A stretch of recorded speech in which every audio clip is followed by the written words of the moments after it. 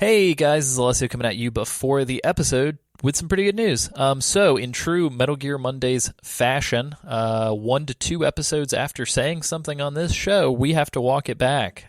We are no longer running the crowdfunding campaign for Hate because Hate is rebranding a little bit, and we actually were able to get some connections through our benefactor in order to fund everything without having to do a crowdfunding. So that's awesome. So if you heard the previous episodes and you're wondering where the hell is that Indiegogo page, joke's on you. It doesn't exist anymore. But you can go to forevernastronaut.com to check out more stuff on that, and I'm sure I will talk about it periodically throughout the show. Anyway, just wanted to point that out as soon as possible. Enjoy the show. Leon Del Monte visits an old friend. Walking through the halls of an aging and damaged old castle, Leon finds his mark amongst the ruins. Old friend, it's been far too long. Ah, I see you're still alive somehow, Del Monte. Whilst seeking revenge for the death of my entire bloodline, I stumbled upon some dark magics. What is it, Epog, that keeps your blood from turning to vinegar? Epog? I have not heard that name in centuries, my immortal compatriot. Then, what is it the devil calls you these days? You can call me Rusane. The Dark Lord Raisin himself? I knew you were behind these wives' tales and rumors. If you're here to dispatch me, then so be it. No, old friend. That would be far too easy. I want you to meet a new friend of mine.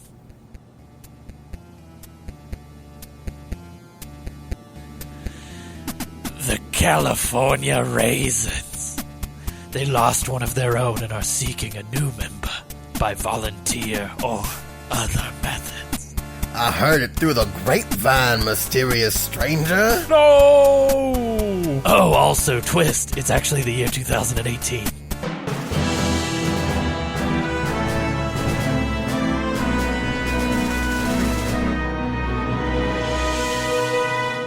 Ladies, gentlemen, boys, and girls, welcome to episode 85 of Metal Gear Mondays, a Games Club podcast where we cover all things Metal Gear from top to bottom, left to right, inside and out in pseudo-historical recreational order.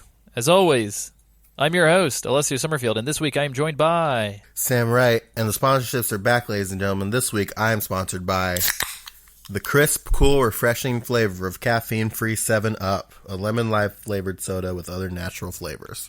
It's crazy, Sam. The fact that you're able to make that can opening sound with just your mouth is it's taken it to a whole new level. I'm also joined by Isaac Lim. That's Isaac Lim. And for the record, I actually do hate 7-Up. Oh, no. What do you prefer? Do you have a preferred drink? I'm a Fresca boy. If you were to give me a lemon-lime choice, it would be Sprite. Ooh. Oh, man. No Fresca? Fun fact for anybody who is within proximity of Isaac's Wi-Fi, the password is lemon lime. Whoa. Whoa. Whoa, hey. Oh, hey. Oh, no. The aggregator bots are going to track you down. I'm really upset that nobody's biting on my Fresca. Oh, Fresca's pretty good. It's all right. Well, great. Yeah, I appreciate it. Thank you guys for joining me. For those not in the know, this is the conclusion of our Castlevania Lords of Shadow trilogy, which was originally supposed to be a duology. I don't know. Words. But because of length and bloat and other large words, we cut them up into 3 parts. So this is the finale. This is part 3. We're taking it from the beginning of Chapter 7 to the end of the game. Before we do that, however, we do have some it's news. ironic that the word long is a short word. I agree. Yeah, it's shorter than short. I agree. Or the fact that Lisp has a bunch of letter S's in it. Yeah. Has words that people with lisps can't say. It's kind of fucked up. But yeah, do you guys? Let's. It's like Ray. Oh no! Sorry. Isn't it ironic? So let's dive into the news. It's not too much this week, but let's cue that jingle here. It's time for new news. Metal Gear news. Yeah. And we're back.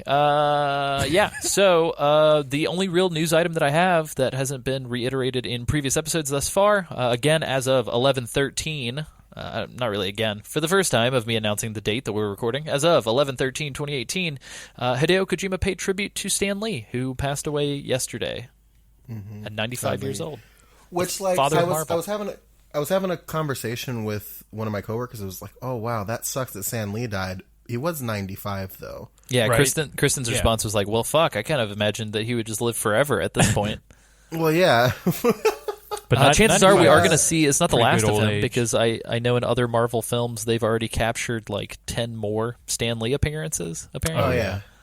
His cameos, and like it's to the point where I don't think like they're gonna have like a photograph of Stan Lee in all of the movies going forward, or he's gonna be in them going forward in some way, because you can't just not have it without him. You know what I mean? Do you guys think that there's a child who exists on Earth today that will mistakenly think that Stan Lee is still alive because of the gosh. cameos? Probably. Oh. Yeah.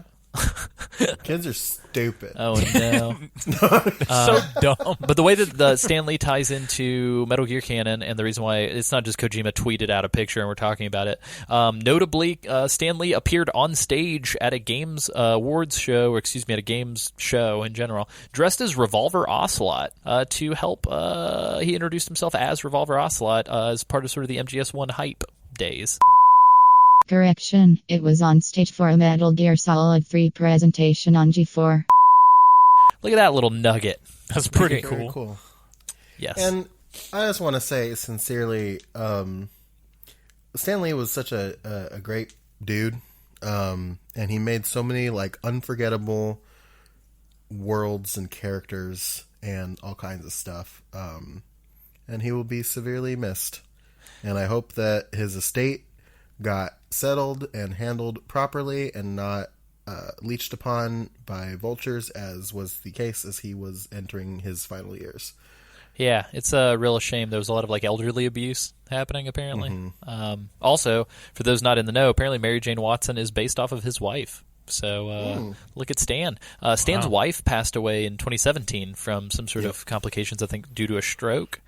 So that's crazy that they were happily married since like the mid-40s. So look at that. Yep.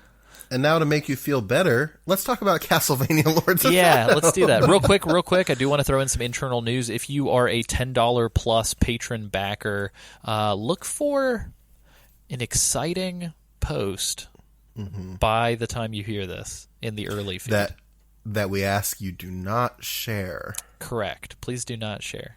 Anyway, with that mysterious enigma, So suspenseful. let's dive into Lords of Shadows, Shadow Lords, Lords of Shadow, Castlevanias.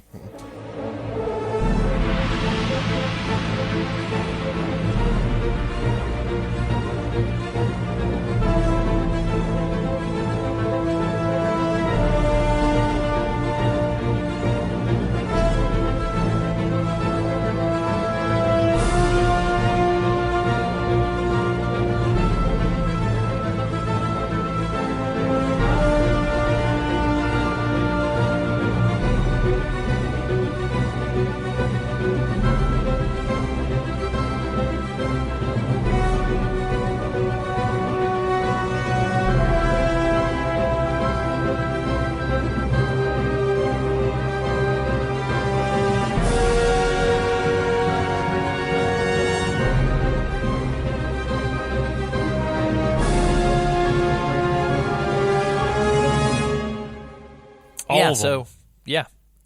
Isaac, Hey, you were about to say something, so I'll let you do that, and then I'll I hit you with just- something else. I was just going to say all of them. Let's cover all of them. Yeah, let's cover all of the Castlevanias right now, top to bottom. Right. But Isaac, before we dive into what we're covering this episode, could we fumble a little bit on what happened? Let's rewind, shall we? I think there's a segment we like to do called Fumbling in the Dark with Isaac Lim. Love it. Love it, live it, love it. What was that noise you were making? He became a tiny shark. He became a little swallow. Little swallow. That was his Lord of Shadow. His right. Lord of Shadow mode. Yeah, That's that was my his avatar name. Isaac's heavenly body fled the earth and left behind Shadow Isaac, otherwise known as Little Squallow. Well, let's roll it back to a time when Hold on, we were all Alessio, here. cue the rewind record backward spin sound effect. Can you do it for you. instead of that? Can you cue the travel montage? Oh yeah, so we'll do travel montage again right here.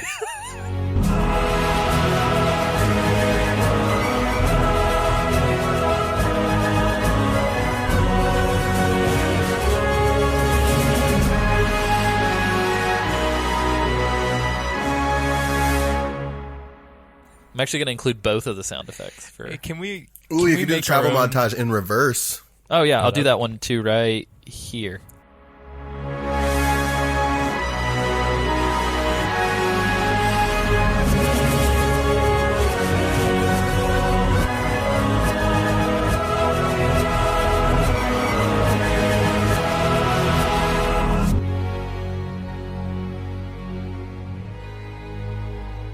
You got one, Isaac? Are we queuing up Storm right now? No, Like queuing up I'm a playlist for Spotify? Can we just queue up?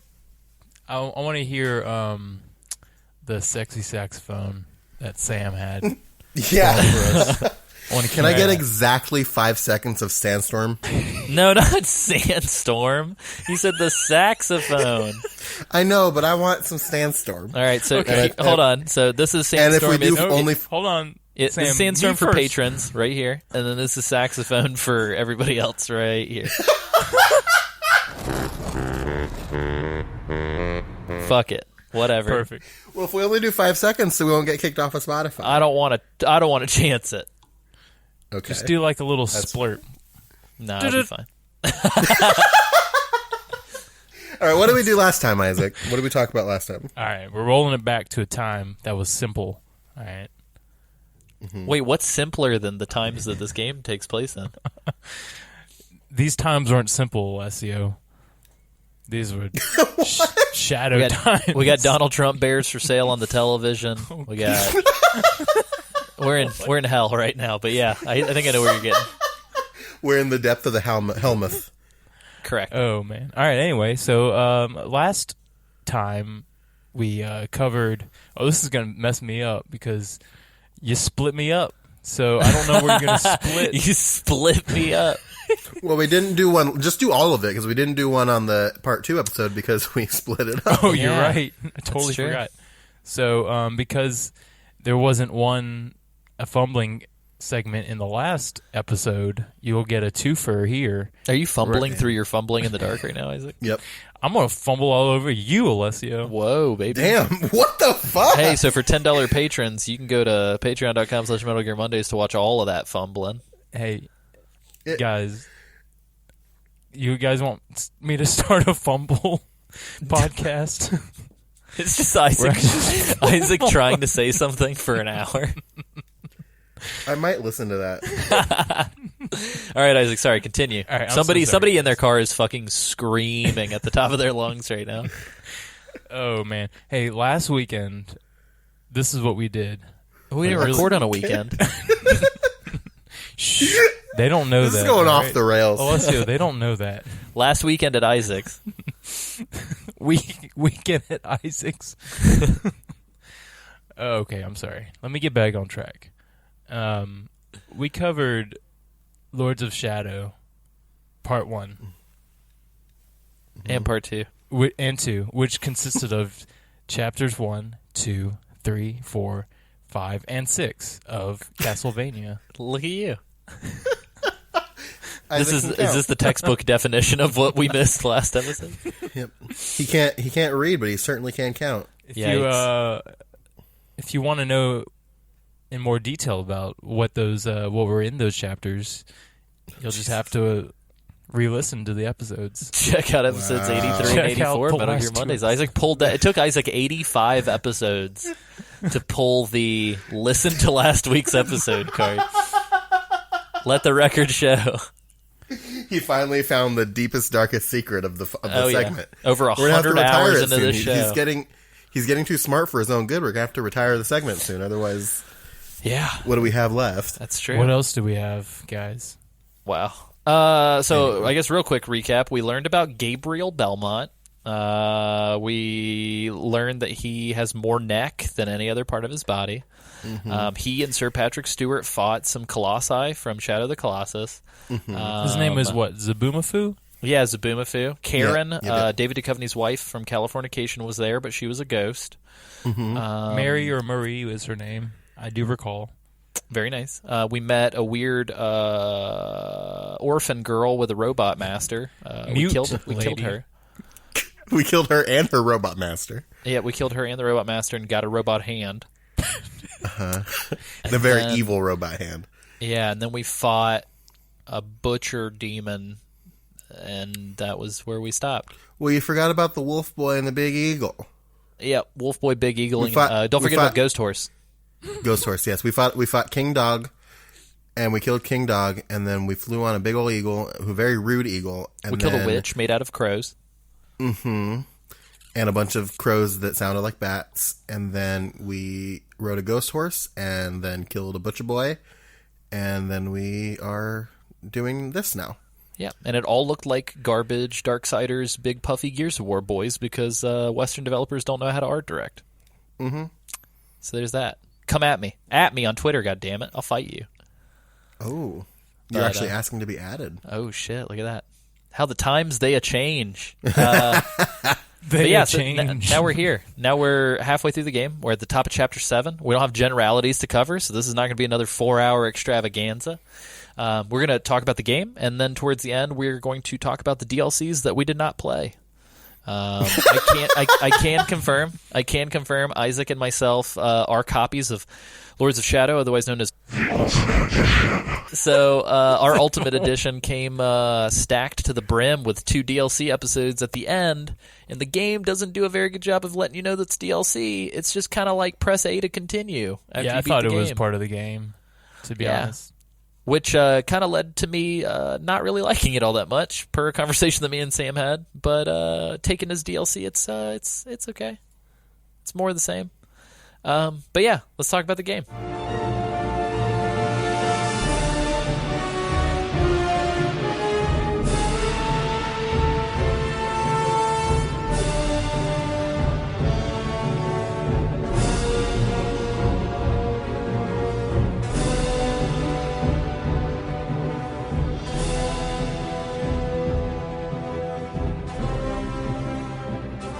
Chapter 7. Balcony. Part 1, balcony. I guess level Yeah. 1. I don't know why I've got it split up in my notes as part 1. So this is post-Butcher. Interestingly enough, these little load screens that they're using as Band-Aids, we learn more about the ecosystem fueling this castle, because I definitely wanted to know how this castle operates. And very weird. Zobek. I keep saying Zobek. It's all the same. Yeah, he tells us essentially that vampires feed dead bodies to the ghouls and then feed on the ghouls and then use the dead bodies to feed more ghouls, blah, blah, blah, blah. Which feels so backwards. Why not just eat the people that you're the dead bodies? Because people are gross. Yeah. Ghouls on the Ghouls other are hand. those ghouls are pretty fucking disgusting. Yeah, they're pretty gross. It's an Not in a acquired hot way taste. or a cool way or like a oh shit way, but just kind of like in a ugh. In a hot way. Don't worry about it. Don't worry about it. But yeah, Zobek says as well that the Dark Lord of Shadow has the ability to cast glamour on Gabriel and that we should be worried, but I don't think you should be worried because it just never happens. So there's that. I did really quickly want to put down a sort of quick mention. I don't think we mentioned it before. So I went and played better Castlevania games a little bit between recordings, and I realized that the Vampire Hunter, which is the name for the crucifix that Gabriel has or whatever, the Battle Cross, it is actually the name of the whip of the Belmont family in the original games. So look at that. Cool. Also, there. whatever the fuck that vampire general, his name was in chapter 5. Olrox? What's it? What is it? What? Or Browner. Yeah, him and his brother, who we will meet here shortly, are actually, they both appear in Castlevania, like the main games. Yep. As do some of the other bosses. I was actually kind of surprised by that because I didn't think that this game dabbled too much in the original source material, but I think they did. It was all right. Yeah. But yeah, then we battle the Sword Masters again here. First things first, I want to give credit to this level for having just a real A+ aesthetic. Oh, the music here is fucking sick too, by the way. The music is great. The camera, like the intro shot panning through the hallway and out into the snowy castle is great. A+.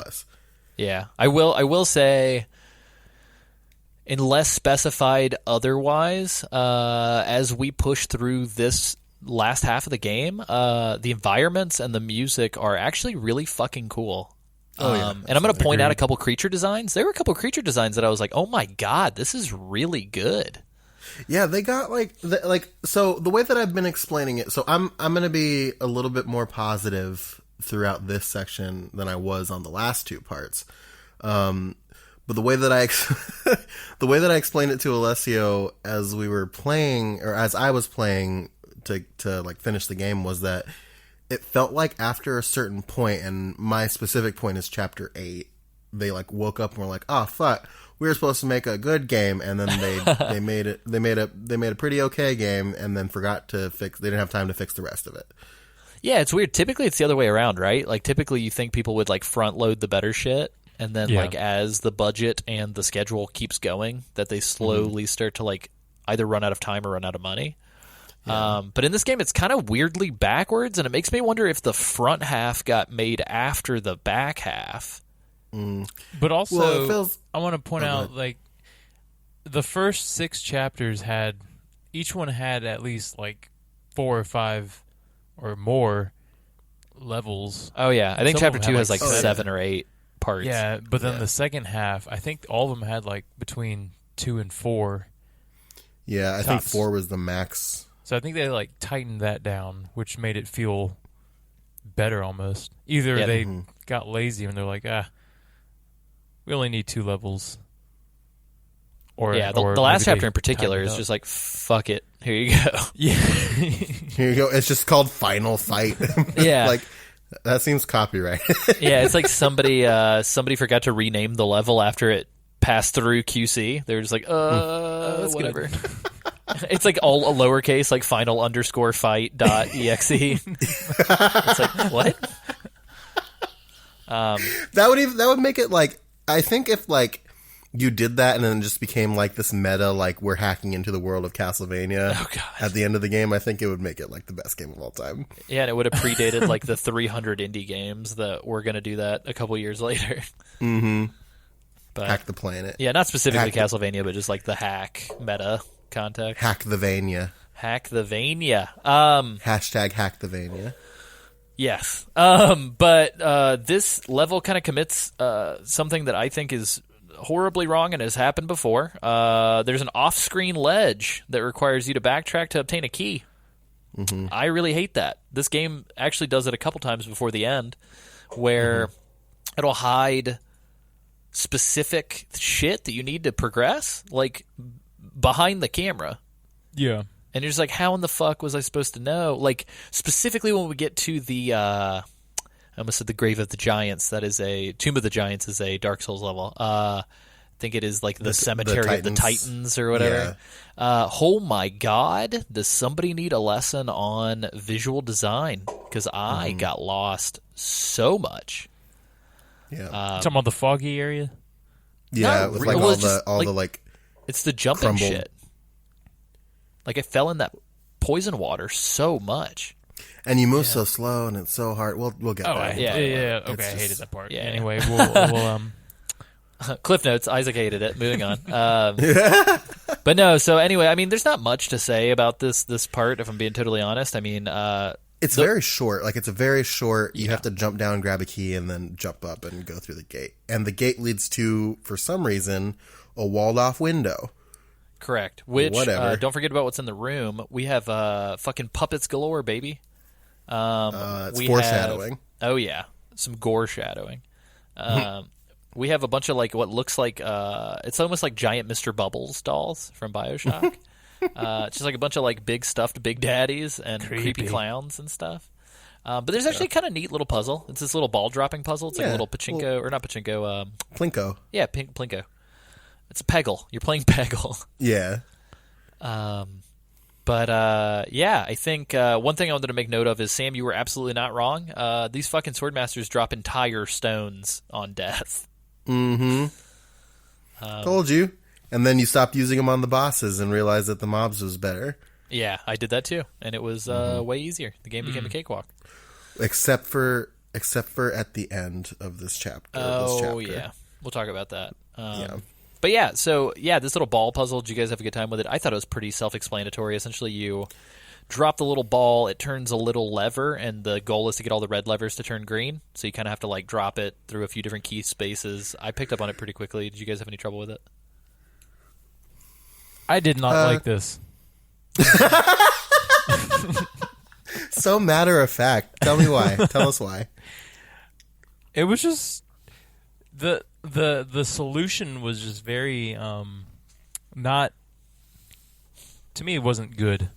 It was like, I don't know if this will spoil it to any listeners, but the first one you drop, they've gotten to the this left, far. I think spoiler alert is up. Like we're getting in pretty deep. Well, if you don't want me to ruin the puzzle for you, the answer was you put it in the left one first, and then a whole bunch in the middle, and then the right one. And I'm like, all right, that's okay. Isaac's like, and I'm done. Yeah, pretty much it. I will say the concept of it wasn't like complicated or bad. I actually didn't mind it. But I did feel like I was just kind of throwing spaghetti at the wall when I was doing it. Just like, I'll put this here now. I kind of lost myself on it. Yeah, it's definitely one of those ones where, I guess unlike the chess game, so the chess game like auto clears when you pay to do it, or to lose the experience or whatever. I did the give me the hint and let me lose all of my experience maybe once during this back half of the game. I don't know how the fuck they would do this one without just like solving it for you. Right. So I'm not sure. No clue. But anyway, so that's how they when you pay to solve, pay to win. That's how they do it. They don't actually solve it for you. They just kind of give you a hint. Yeah, so I thought they solved it, but it turns out that was just on the chess game. What it actually does for the other ones is you just get like a sketchbook drawing of the order in which to win the puzzle. Oh. And like it seems kind of like a shitty trade-off because it's like, why am I going to spend all the experience to just still have to go through the motions and do the puzzle? Yeah. Which, like, I'm not saying, like, I just don't know why they even included it in the game, I guess. You know what I mean? Like, yeah. I mean, include a hint system, but, like, don't go all or nothing. Like, it feels kind of like you're punishing anybody who just needs a hint. But, yeah. Anyway, we enter part 2, the Electric Laboratory. Sam, can you tell me whose lab this is? It's literally Frankenstein's lab. It's not like a facsimile of Frankenstein. It's not like Frankenstein or like Frankenstein or whatever. It's actually fucking Frankenstein. Yeah. And I will say, in the history of Castlevania, they ape on the Universal monsters a lot. Like in the original games, there's just like mummies and Frankensteins and Draculas and yeah. Somebody's going to get real mad at you because you just said Dracula's and Dracula is one person and you just said Frankenstein's and Frankenstein was the doctor. I am aware. Don't at me. Oh, no. Good Alessia Summerfield impression. You're welcome. Thank you. I don't know why I said you're welcome.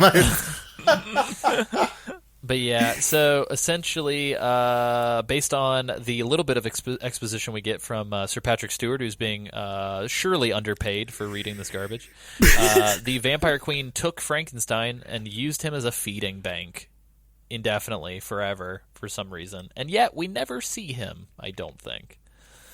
I had this like assumption that the thing that was inside the spider was him.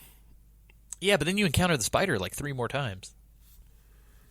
Well, yeah, but like, you only encounter it twice, and the thing is inside of it both times. Oh, okay. I actually kind of like that fight, but we'll talk about it. I think there's.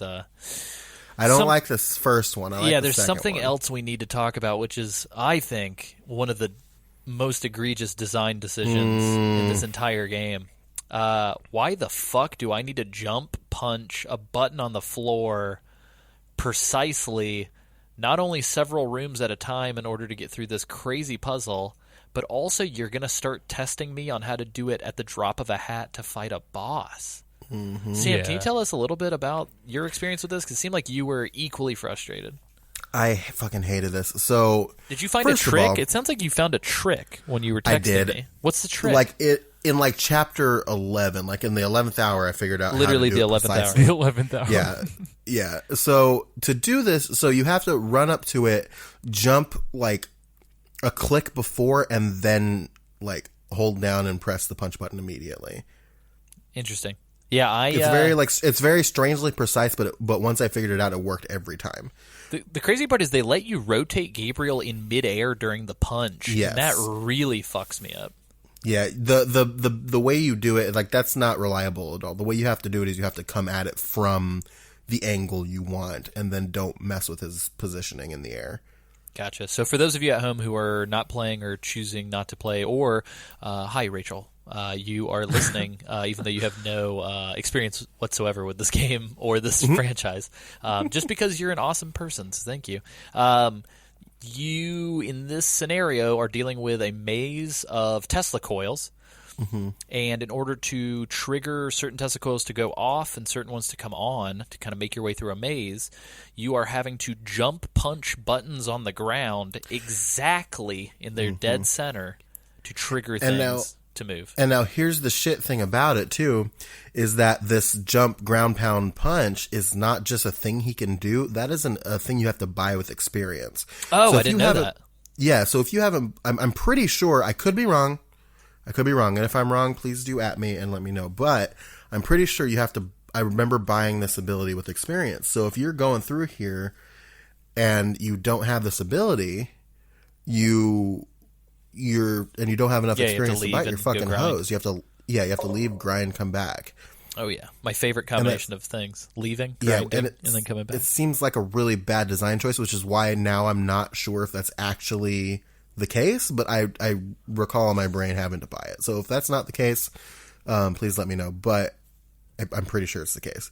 Yeah, if you weren't doing the Alessio Summerfield method of, I just have all this experience that I don't really want to do anything with, and you were just buying fucking everything just to make numbers go away, you might get here and be unable to progress. So just keep that in mind. Yeah, I mean, I think we kind of, like, I don't want to sit here and sketch out exactly what these solutions are, so I don't really know what to really mention besides this boss. The one thing I did want to point out on my notes is that the solution that you get for paying with experience points, and I'm not too proud to admit, I got to this puzzle, I knocked out the first few rooms, and I was like, okay, I get it. I just want to pay to They just get like more buck wild as they go. I was like, I just want to pay to progress from like a time standpoint. Like, I get the puzzle. I'm already like fucking 20 hours in or something. I'm just going to pay the toll and walk. Maybe that's why we have this like DLC like loot box craze now. So they were just like, Castlevania Lords of Shadow, they released that game and you could pay with your experience points. Let's try that with actual money. Oh no. Yeah, but why would you, why am I paying to beat a game? Like 100, that, like, it's supposed to be fun to beat. But anyway, so I was like, you're paying to beat a game when you buy a game, Alessio. That's true. It's supposed to be the act of beating it that you're paying for. Anyway, I got several rooms in. I was like, I get it. I 100%. I feel like I've mastered this puzzle. I'm just going to go ahead and pay for the solution or whatever, just to kind of truck on through to see what's next in the game. And however, one of the things that I realized is when you pay, the only solution they give you is to the final room.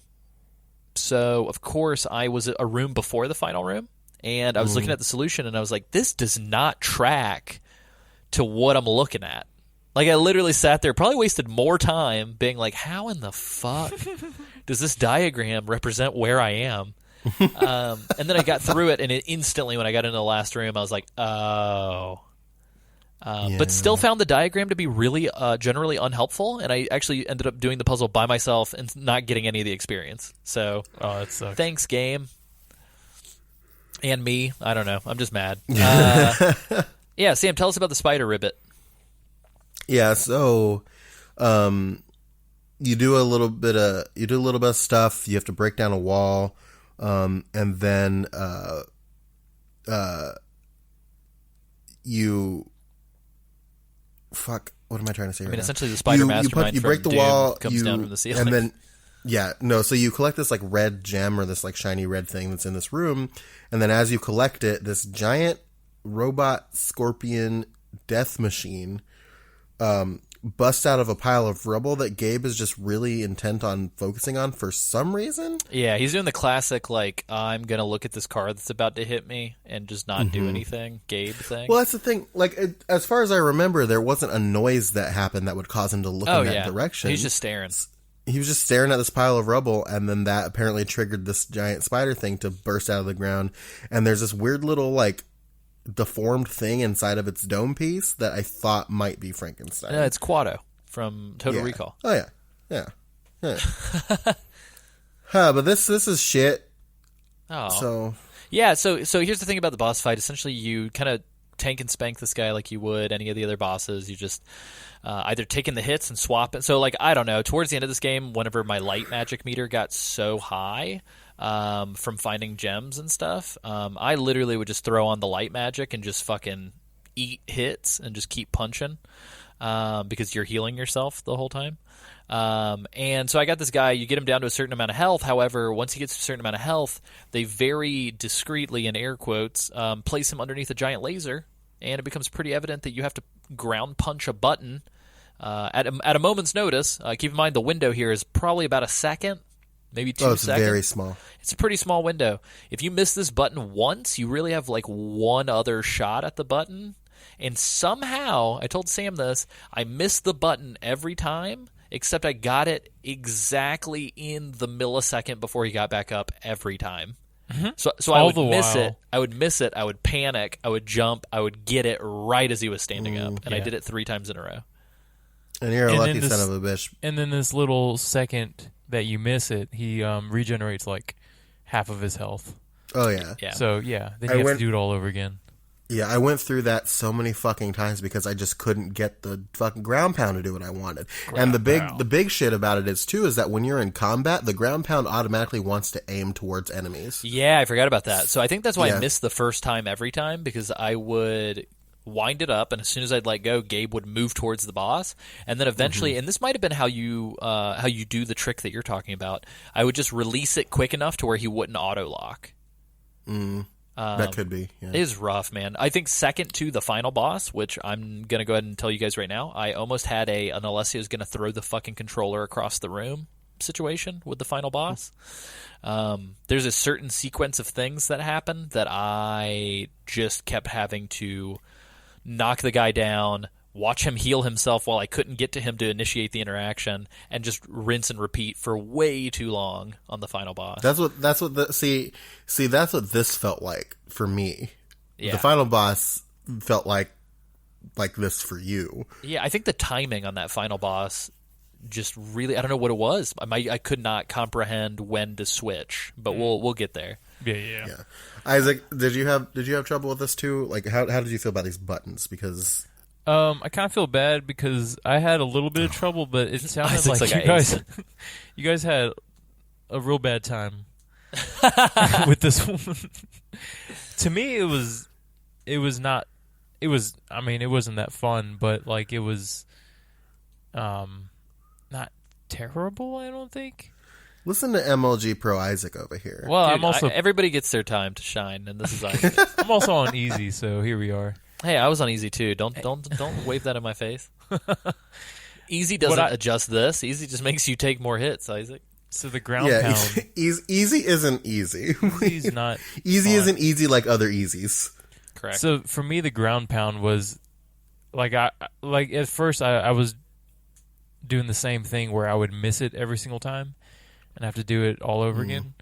But I noticed that if you're just like directly over the button and you do it, then you'll hit it.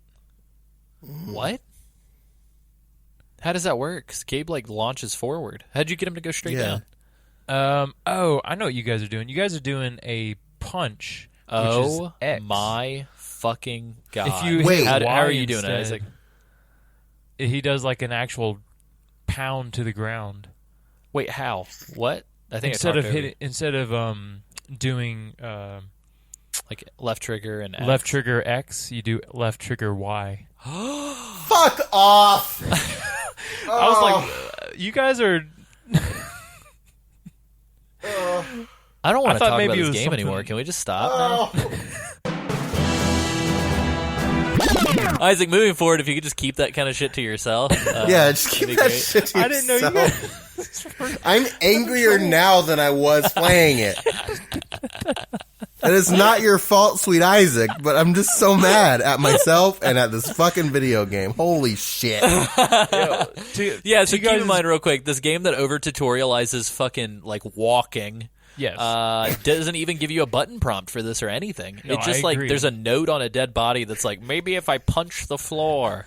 And I there's can't just remember. there's so many button combinations. I can't remember how That's I the thing figured that it out. this game does. The only way that you've known to punch the floor in the past has been to fucking do the thing with the punch. All right. Yeah. Isaac, I don't do you know remember how I having to found it buy out. this ability, or do you What? the ground pound? Do you remember having to buy that ability, or See, that's the thing. I don't remember. I don't know if I bought it or not. I think it comes with the fist when you get the fist from. that's what I think. That sounds That's what I right. think is probably too. Yeah. All right, Okay. cool. So part 3, chromatic observatory. Fuck. Yeah. So this, I don't know, man. I've got a note here that Wait. Before we do that, I want to talk about how after you kill the boss, there's a cutscene where a rat presses a button on accident, gets fried to death, and then clears the way for you to complete the rest of the puzzles. That's so you right. can leave the I forgot about that. leave the level. Yeah. Which is just fucked how random is this chance that this rat would kill itself? Yeah. Oh yeah. What would have happened if the rat didn't show up? I have a quick question. Is this puzzle impossible for colorblind people? Oh shit! Quite possibly. Because it's using red and blue. I think those things don't register, right? Or am I thinking of green and red? I think it's. I know red and green is a type of colorblind. I don't know if red and blue is, but Gotcha. maybe somebody who's colorblind can tell us That's about true. that. I think there might be. This game actually has a pretty decent amount of options under the hood for turning on health meters and all this other shit. So I wouldn't be surprised if there was a good colorblind mode in here. I'm sorry that Yeah. we didn't inspect deep enough into the accessibility features, but anyway. Also, I did inspect deep enough into the costume features. Oh though. yeah, have you beat it? jeez. What were you saying, Isaac? I was just gonna say, can we talk about the Men in Black thing that happens? I mean, with the Spider-Man. The Men in Black. what? Thing that happened. Yeah, there's this weird brain creature that crawls into the cockpit of the Oh, yeah. spider. Yeah, Sam mentioned Yeah, it. that's what I think is Frankenstein. Oh, that's who you thought was Frankenstein. Yeah, Oh, Yucky. he's been Camilla's slave this whole time, and so he's just this weird Quado looking creepy Okay. thing. I wonder if it says that in the book, because I know the book gives you information on all the enemies and stuff. I wonder if the little Oh book... shit, it might. Yeah, we fucked up. Oh, and then as you leave the level, the robot twitches back to life. Oh yeah, creepy. no. Anywho's it. So Patrick Stewart here does a really, really Zaddy Warbucks. As I yeah, call him. Zaddy Warbucks fights hard to try and convey how tired and worn out Gabriel is, but I wish the game would just show me the fatigue instead of telling Yeah. me. Yeah, he's fucked. He doesn't sleep, and he's fucked all the way up, and very angry. And that this next puzzle might break him for good. Oh yeah, I actually, so here's the deal. I actually kind of enjoyed this puzzle. So you I liked it. I thought it was cool. Yeah, so they get a little bit more inventive. You enter this room where the whole goal is you're using this room as sort of like a wheel, and you go down these different spokes, and as you go down each spoke, you get a new lens that's colored a different way, and by setting up the colors in this machine, it shines a light through the lenses, and the color of the light determines what doors are opened, or if you accidentally awaken some of the animated armors or what have you in this hallway. It's pretty neat. I don't know... Before sort of the cutscene stuff starts to happen with the, what is her name? Camilla? No. Laura. Camille? What's the... Nope, Laura. Yes. Before Laura shows up, was there anything... too terribly much do you guys want to talk about with this puzzle? I mean, there's some climbing sections. Most of these rooms kind of spill out into combat arenas where you have to fight a bunch of sword masters before you can kind of take the prize and go back. Did you guys? Was there anything notable that jumped out at you guys? I had a little bit of trouble with like the dashing around the square thing because I forgot about holding down the L2 button to like speed forward. But yeah, so other than that, there's those tiles that come back, the sort of the evil shadow magic armor dashing tiles where essentially there's some arrows that point in a specific direction and you just kind of have to dash before the fire leaves the floor. Yeah. But other than that, I had a little bit of trouble, but I figured it out eventually, and then it helped me better in the rest of the game, which is what a good game should do. Very nice. But I don't have anything else aside from that unless Isaac has something. Well, I was just gonna say, I only did half of these doors. Oh, for sure. I didn't know. So I don't know why. I ended up doing, I think, the 4. So there's 4 major doors. Yeah. I think there's 1 bonus door. And then behind one of the suits of armor is it's either a light or a shadow magic crystal. But yeah, a couple of the major reasons to go through the some of the doors doesn't like make sense for you to do until you have the wings. Oh, correct. Yeah, which we'll get a little bit later. Yeah. But yeah, so we kind of go through this main door. I believe it's like a magenta colored door, if I remember correctly. Purple. Yeah, excuse me, royal purple. Yes. But Laura comes back, and she brought some of her boogeymen-looking Nightmare Before Christmas dolls with her.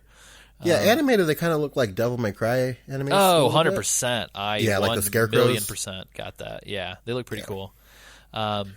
Yeah, they're all kind of stitched together and kind of walking crazy, and I really enjoyed this fight, actually. If anything, it actually pushed me to better engage with the combat system, so I actually found a combo that I really, really enjoyed, and I ended up using it a lot. For those of you playing on a PlayStation controller, it is square, square, triangle, triangle, and then if you jump, so it's like light attack, room attack, and then if you jump, you'll actually do like a corkscrew attack into the air. And then what I would do is hit R2 or right trigger to like grapple the enemies down below and kick them on the way down. And then as I was coming out of it, I would hit square, square again while I was in the air, and then I would finish with the charge punch that me and Sam were doing to hit the buttons. And doing that combo, that kind of rotation, I was able to do that full rotation twice on each of these boogeymen and wipe them out pretty fast. It was pretty sick, man. I don't know. It was cool. It looked really flashy. I was like, "Shit, dude, I got it. I locked it in." I'm struggling to like understand, like reconcile the fact that if the combo system is actually deeper than we thought it was, or if we were just bad at it. It's okay. Both. It's not bad. I think, unfortunately, the game... I really wish... So Bayonetta does this really cool thing where between every level, while it's loading, you're kind of left in a void with Bayonetta. You can practice the combos. Yeah, and you can practice the combos, and it shows the combo inputs to the right. So I really wish this game would have done something like that, because honestly, until I decided to jump in the middle of like my regular, like, let me mash square and triangle a bunch, I didn't even realize that I could like combo into the air, combo out of the air, and just keep it going. And there's some pretty cool ones too, where you like hit triangle a couple times and then hold it, and he'll do this kind of like infinite whip, and then as soon as you let go, he'll end it on like a big charge smash. There's some cool moves. Yeah, I started seeing the point of actually buying some of that weird shit, so... Yeah. On the bosses, I don't know... Like, it worked better with the enemies, because on the bosses, midway through half of these fucking combos, they're going to block or they're going to charge at you anyway. Yeah. But with the regular enemies, it's pretty cool to kind of experiment and stuff like that. Yeah. I don't know if you got to this point in this battle, Alessio, but this battle also sees the return of the goo from the Black Knight correct. battle. Yep. So if you... I think it's on the last few puppets... The black goo will kind of materialize underneath them and kind of chase you as well. But I think since I was in the air for a lot of those combos, it didn't really affect me too much. And the other thing about this battle, too, is that you have to beat them down and use the grapple finisher on them. Otherwise, they just keep on coming back. Oh, I did not know that. Yeah, well, so here's what I figured out, because I was I was still like really kind of seething from the button chapter. Oh yeah, or level, and I just wanted to get it over with, so I summoned the titty demon, and then they just came back. Oh, I see. God, Huh. you have to do the grapple and like kill the spirit inside of them, and then they'll stop coming. But you can pull end their it little just by boogeyman killing the bug. 3 of them. Yeah, you pulled the little boogeyman bug out of him. Mm-hmm. But yeah, so essentially, whenever you get done with this, Laura kind of like Senator Palpatine's you. She like hits you with the fucking electric hands. And then the scene that this game has not earned at this point. He's being electrocuted, and Laura's like, I don't want to play anymore, and starts killing the fuck out of him. And then Marie shows up and just tells him to keep fighting, and Gabe says, I've done questionable things.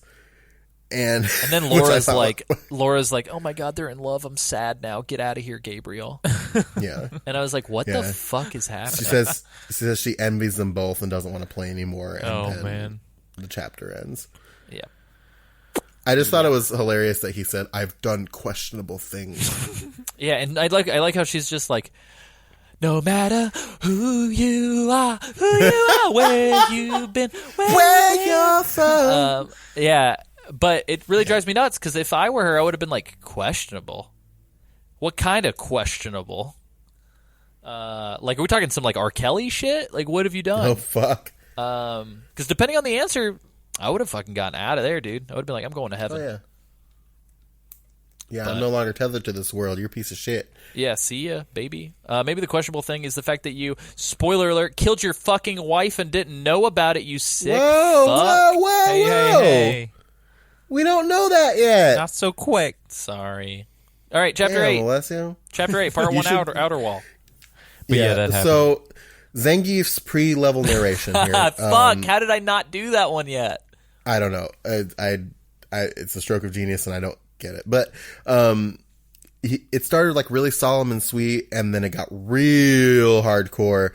It's like essentially he goes like, a child's love is precious and perfect, and also I hope this kid's okay when we murder the fuck out of her mom. Like, yeah, he's got it out for Camilla. He does not like Camilla. Yeah, he literally says, I wonder is it Laura or is it Camilla? Oh, Camilla's the mother, right? Yeah, Camilla's like the lord. So he's like, I wonder what will happen when we send her mother to the pits of hell. Yeah. My note was just ruthless. Yeah. Metal AF. Yeah, it's wild. But yeah, so Vampire Land is taking way longer than Werewolf World. I just want to put that out there. My follow-up question was, how many castles do these guys have? So many castles. Also, my other question here is that you have another puzzle that you have to do here, with the runes and the door. Oh yeah, actually that was pretty good. No, it's a pretty good puzzle. Like, I'm starting to be okay with it at this point. And the thing that, and this is chapter 8, so chapter 8 is where I started to like the game. Now, all of the scrolls that give you like clues for the puzzle, the ones that like let you buy the major hint. Oh yeah, using all of the experience. They always run out of magic energy, and that's why they died. But like, there's fountains right here, dog. How do you run out of energy? What are you doing? Yeah, it's weird. I have a quick thing for you. I think Dark Souls 2 stole the giant chain walk from this. Oh. So like Dark Souls 2 came out in 2014. This game came out in what, 2011? 10, Is that I what it think. was? 2010? Yeah, so there's a certain point in this game where Gabriel walks along a gigantic chain from one massive castle to another. It's fucking beautiful. It's the level right after the balcony, I think. Yeah, no, so it's this level. Is Looking it? at my notes. Yeah. So you do this, it like, is. huge chain walk on this outer wall, and it's super dope. And I was really enjoying it until you get to this like weird resetting circle. So like you have to turn this huge wheel and then run because it doesn't lock. It's like as soon as you finish turning it, you have to run and like jump through the door. Well, so if you turn it all the way, there's actually, if you go off to the right, it's easier to jump off the right to the ledge below than it is to get through the front door. Oh, very cool. Yeah, and that puts you down the stairs where you have to go to get the key anyway. Yeah. But yeah, it's super quick. That's pretty much the whole level. And then we end up in part 2, The Clockwork Tower, another Castlevania reference. Mm-hmm. Look at that. This is another Frankenstein original. This is the one where he calls her a bitch. Oh, is it really? Uncle How did Zeke, I not Uncle write Zeke that down? calls her a bitch, yeah. That's crazy. Yeah, so Zacuto, just straight unrequested and out of nowhere in the middle of his pre-level loading screen banter, is like doing his little purple prose, very flowery language, and then he's like, the bitch, in the middle of it, and you're like, whoa, Patrick Which Stewart. I could imagine Patrick Stewart going, the bitch, well, I say. That seems a bit uncalled for. Yep. Captain Jean-Luc Picard himself saying the bitch. And this level, It's pretty cool. It looks cool, but it's a little frustrating. well, I actually liked it. As despite the game's, I would argue, despite the game's strong suit not being platforming, I actually thought it was neat. Yeah, no, I enjoyed it. I think the reason why I say frustrating is because this has another, again, completely unprompted situation where if you hold R2 or the right trigger and you don't just tap it, you are permanently trapped trying to turn a fucking wheel that won't turn. And that was very frustrating. But besides that, I actually thought it was really cool the way it's assembled. Essentially, you're in this living level where everything's clockwork and kind of moving and turning and everything's going up. One note that I had for Sam with the titty demon, did you notice that the very statue at the beginning that we see is this demon woman kind of coming out of a crystal, and she has bare breasts and her belly has the same markings as the titty demon. Oh, interesting. I did not notice that. So interesting. I don't know what the fuck it means, but and I don't care to know what it means. But That's an interesting remark. then we find another spider robot. Pretty cool. Yeah. Well, the same one. Correct. I think this is where you'd actually grab the insides, because I've Yeah, got it this in my is where- notes that you grab the inside and you pull the creature out of the inside. Yeah. But yeah, this one's minus the button, so this is just like a Yeah. straight up fight. It's pretty cool. Yeah, and you're able to focus more on the aesthetic of the thing, which is actually, like, as a creature, like as a design, I think it's actually pretty cool. Like, not like anything like new or special, because it's just like a robot scorpion, but like it's cool. It's cool. Yep. And it fits within like this aesthetic of the level being clockwork and mechanical and everything too. Yeah, and they do a pretty cool thing. So you're like turning a cog, and as you're turning it, the camera view actually reveals to be like a POV for the spider. And so in the middle of turning it, the camera itself kind of starts to move towards you, and you're like, whoa, and then the spider comes out and you're like, oh hell yeah, time to fight. Yeah.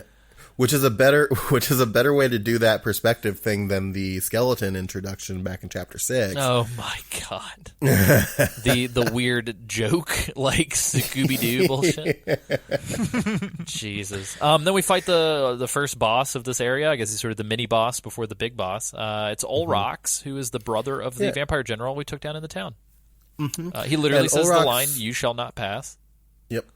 Olrox was boss in Symphony of the Night. Yep. I thought he was a pretty fun boss. I thought he was until the repetitiveness kicked in. At the end? Yeah. Are you talking about with the multiple, with the... the werewolf thing. Yeah. So here's the thing about Olrox. I think overall, as a boss, I think that this Olrox is a better Olrox than the one in Symphony of the Night. Whoa. Because the one in Symphony of the Night is kind of annoying. Like the first phase of the battle is actually not that bad. He just kind of teleports around a little bit, but then he turns into like this weird giant lizard thing, and like it's really hard to like block his attacks and dodge his attacks, so it's just very frustrating. The ending was a little repetitive, but it wasn't like frustrating. Yeah. Easy for you to say, Sam. Whoa. Well, I thought the little corpses... So, just to paint the picture, we're fighting this giant vampire lord at the top of a tower. It's a pretty typical fight, kind of the 1v1 style fights that we've been doing with the Dark Lords up until this point. However, once he gets to a certain health percentage, he will crack open an Iron Maiden. Kind of cold one with the boys. Yeah, there's 4 of them. He'll crack open an Iron Maiden, and he'll suck out the blood from a corpse that's left in the Iron Maiden. Kind of makes no sense, because the whole point of Iron Maidens is to drain the blood out of the person inside of them. So I'm not really sure why there's still blood, but he kind of dusts off a half-smoked cigarette butt, so to speak, and he'll top himself off. And the frustrating part is he will, no matter what, do this 4 times. And you just have to destroy the corpse of the enemy while he's like feeding on it. I felt like it was... Did you have difficulty, Isaac? A little unnecessary. No, I just felt it was unnecessarily long. Like it didn't need to do it 4 times. Yeah, and I agree. then, Yeah, I got it after twice twice. would have been acceptable, I think. Yeah. unless you're going to do something cool mechanically with those corpses, like let me poison different- it or something. Who gives a shit? Yeah. So, and then somebody leaves their witness puzzle in my Castlevania game, and we have to do a quick little line drawing thing with some blood. Yeah. It's okay. There's like a pattern on the floor, was- and you got to draw with the blood. And once you get to you like run out of blood unless you race to these little like Cups or something. cups Yeah. in Like it. bubbles, Yeah, yeah. it's I don't know. It's okay. It's like I felt like I was stretching myself a little thin trying to like race there on the last couple, but it wasn't like it was a little annoying, but it wasn't like bad. Yeah, And it was different. I'm like giving this game props for doing different shit at this point in the game. yeah. At this point, though, the variety feels like less like novelty and more like they're just trying whatever the fuck they can to keep it engaging. Which like fuck man. At this Yeah, point, fair enough. Yeah, I'm here for it. Yeah, So whatever. Let's just see some more shit. Yeah. So enter part 4, the throne room. This is our big boss. The really quick, the narration ahead of this one, Zerzatrix Stewart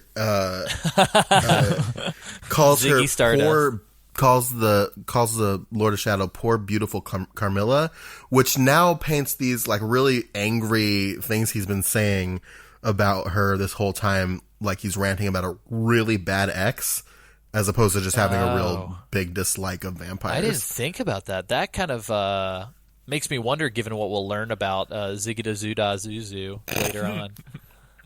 Oh yeah, Zebediah. Zigzagoon. Zebediah? Yeah, Zigzagoon. I'm going to have to hold on to these Z names, I'm sorry. How did I not think of Zigzagoon? Yeah. But yeah, so my Elvira meter was going off pretty hard here. That Oh, means... I don't understand how she's got this dress on without some real solid tape. Either It's that or her wild. nipples are way off to the side of her boobs. Oh yeah, classic like anime style. Like Oh, yeah. we just didn't paint any nipples on this woman, which is weird this considering how much nipple we've seen up until this point. Oh yeah, specifically from Titty Demons. Yeah, what's so, This outfit's gonna be a big no from me, dog. Isaac, let's What's get your thoughts. Well, you all know who what wore it I best, think. Isaac, Sam or Carmilla? Whoa. Well, let me see a picture of Sam real quick. Just any picture? Well, he's gotta have the same outfit, obviously.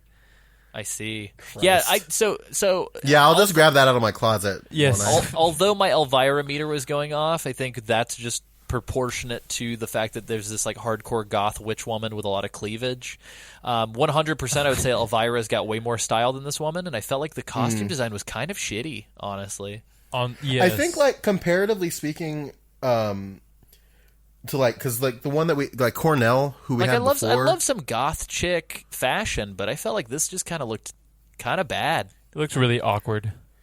Yeah, it was very weird. She it did was, not It was wear it was very titillating. Oh no. Yeah, it's kind of goofy. Anyway, yeah, so essentially before we fight her have to fight off a bunch of her little vampires. She offers to show him a bunch of pleasures, and he's like, "Nah, dog. That's why the world sucks." And Yeah.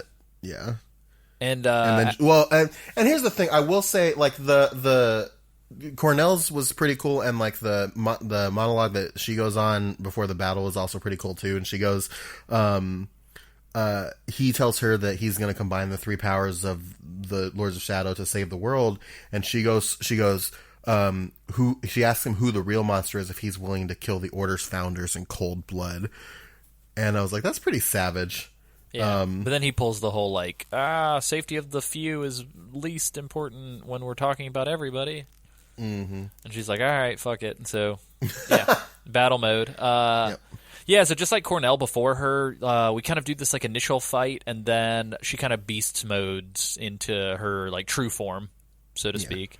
It's kind of gross. And Yeah, her true shitty. form isn't as inventive as some of the upcoming boss fights, I would say. Yeah. She just kind of looks like a big, nasty rat woman with bat wings a little bit.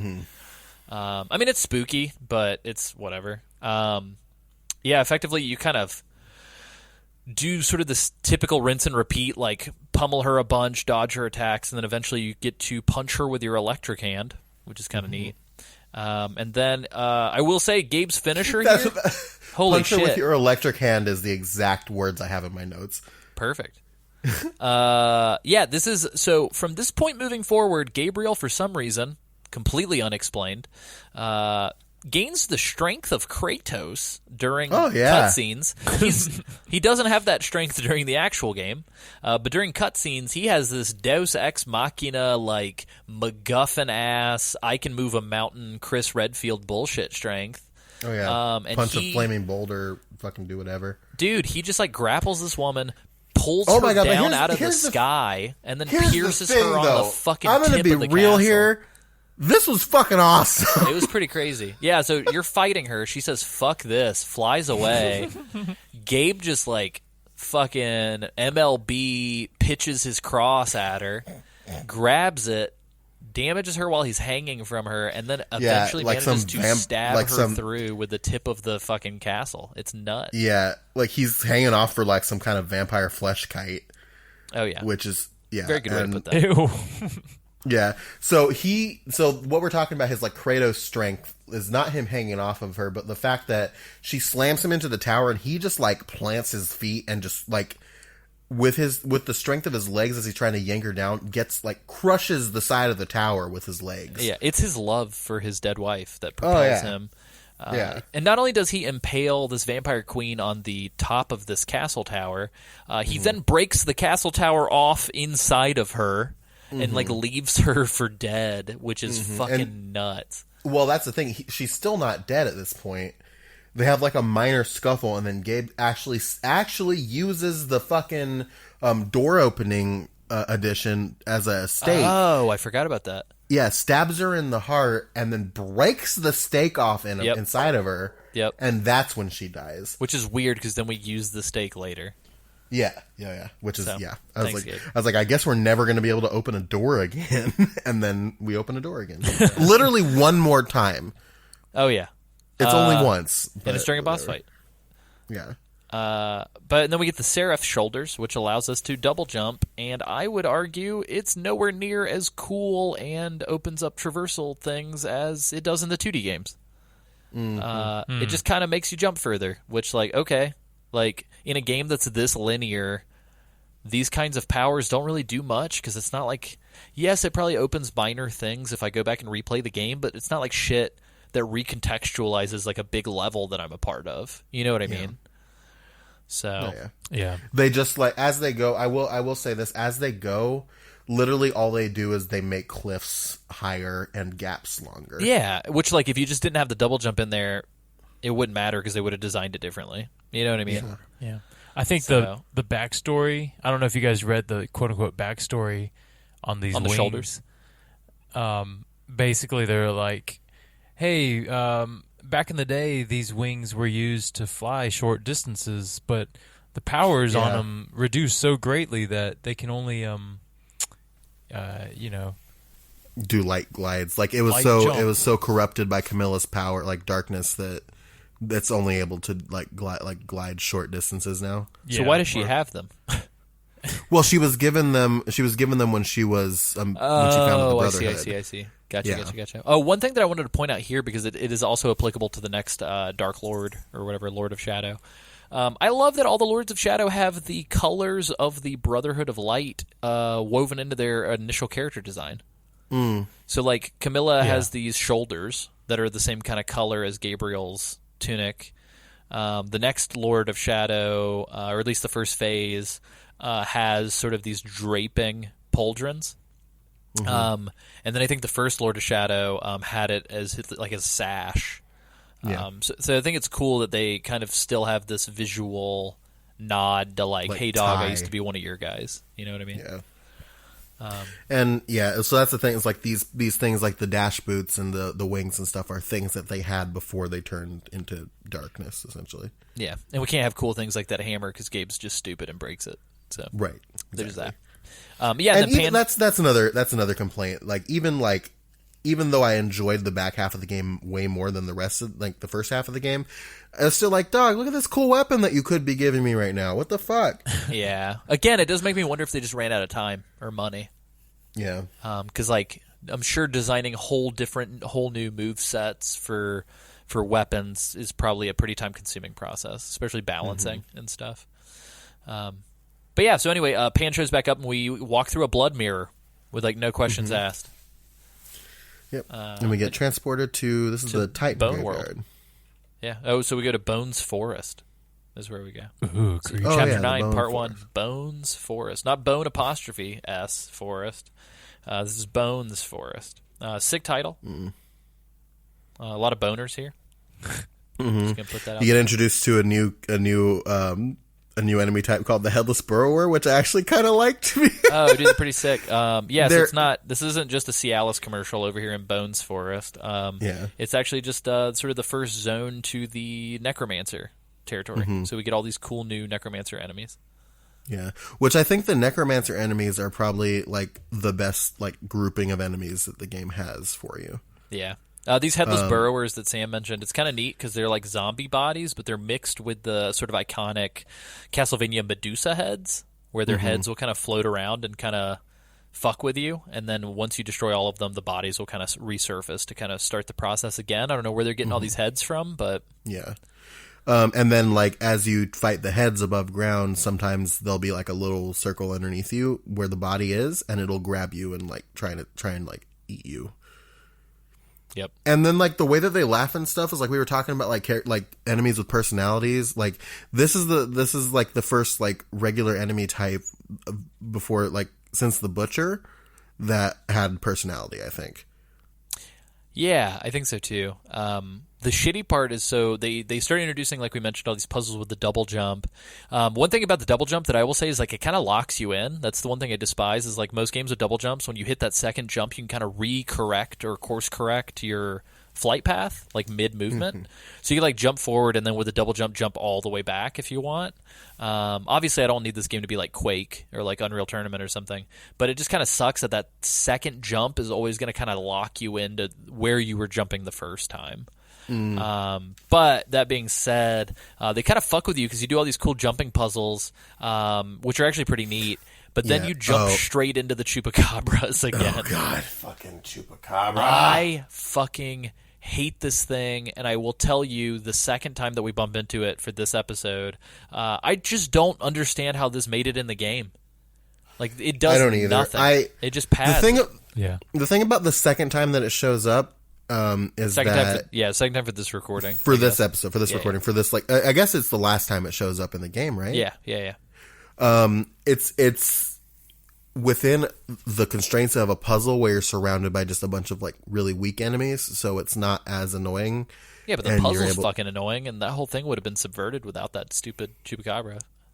Well, yeah, I like the puzzle, but No, I like the puzzle, but it's like the fact that I'm in the fact last that you stretch of have the to do it game, and they're because like, of the "Hey, do a quick chupacabra." puzzle." Yeah, it's like, ugh. yeah, I get it, but like they easily could have they could have taken the gong puzzle out, which was really weird, and then just made that puzzle the way you get into the castle. Yeah. But we'll get there.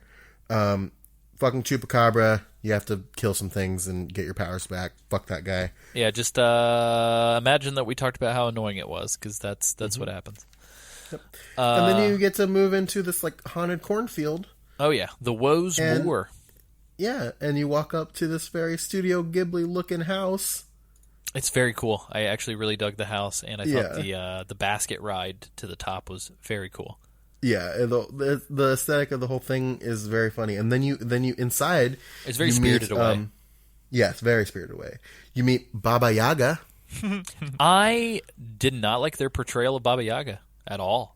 Like this No? like super bummed me out. So like for anybody who's read like Hellboy comics, or I don't know, has just like dabbled with like weird occult literature, Baba Yaga is supposed to be like cunning and like vain, and she's still vain in this, but like she's supposed to be sort of like cunning and sharp, quick-witted, and sort of this like hyper intelligent, crazy ancient witch who kind of has her hand in a lot of everything. Yeah, Baba and this Yaga one here she's is just kind of kind of like like a crazy, yeah, like swamp witch lady. Some yeah. old And she's like, hag. it's not like cool crazy; it's like dumb crazy. Yeah, and she talks about her master, the king of the angels, said that Gabriel would come, and that he has to get these keys to her music box from the bad scarecrows, so that he can go into the music box and get the rose for her so she could be young again. The blue rose. Yeah. Why can't she just reach into the fucking music box? Well, it's so small, and there's so many little pokey things in there. Oh, that's fair. She's got big, creepy, nasty hands. Yeah, and she's too old and brittle to do it herself. Yeah. The cool thing about the basket that she pulls you up in is, like, it looks like it's woven out of flesh, and there's, like, teeth around it. Oh, yeah. It's crazy. Yeah, definitely, if you're going to YouTube anything from this game, like, YouTube this section, because, like, I will say visually it's really cool.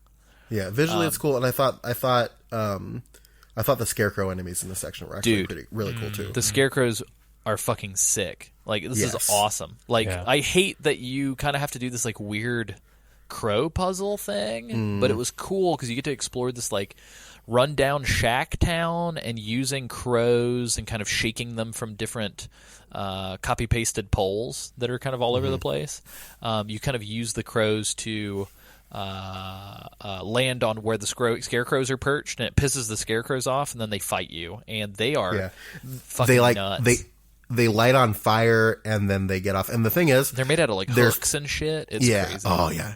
There's 3 of them, and when you wake them up, the cutscene is the same. I watched it all 3 times. It was so cool. Yeah, as did I. And the killing animation is the same on all of them, where, like, Gabriel, like, pins them to the ground with his knee and then rips one of their arms off and, like, decapitates them with their hook hand. It's real cool. Did you have any trouble with these guys, Isaac? Did you like them too, or? No, I really like this level, actually. I thought it was one of the more creative sections of the game. Totally. And they kind of, like, took more liberties. They were like, oh, this would be kind of interesting. Let's do this. Yeah. It It's was just arguably so a fetch quest, but it's fun the way that they did it.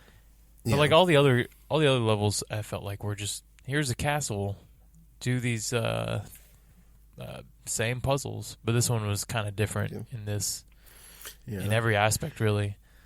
And the scarecrows too. They're so, like, fast, and they're just very herky jerky and cool looking. They're really cool enemies. They're very Jeepers creepers. Oh yeah, for sure. I think like at this point they're probably my favorite enemy, like, type in the game. Oh yeah. I think these guys are the funnest to fight, but there's one other creature that I love the design. And I think we'll get to it.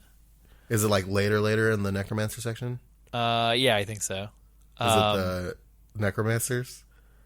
No, I mean, those are pretty cool. We'll get to it. I don't want to spoil it until we get to it. Okay. Don't want to tip your hand. I see. Oh yeah. The one thing about the scarecrows that I wanted to point out as well that I thought was kind of funny is I didn't really fuck with this all that much, but if you have light magic turned on and you throw butterflies at these guys, holy shit! It takes like 2 or 3 butterflies and or fairies, excuse me, and they just fucking die, like, instantly. Really? It's wild, wow. dude. I, like, tore through this fight. And the cool thing is if you have light magic turned on and you use the fairies, they actually heal you when they explode as well. Mm-hmm. A really quick note on the fairies. I listened back to the part 1 and part 2 episodes because of course I have to listen to them to find the clips for our Instagram, Metal Gear Mondays on Instagram. I remember you mentioned that the fairies were, like, just like these weird bare-chested fairies. Like, they're not naked.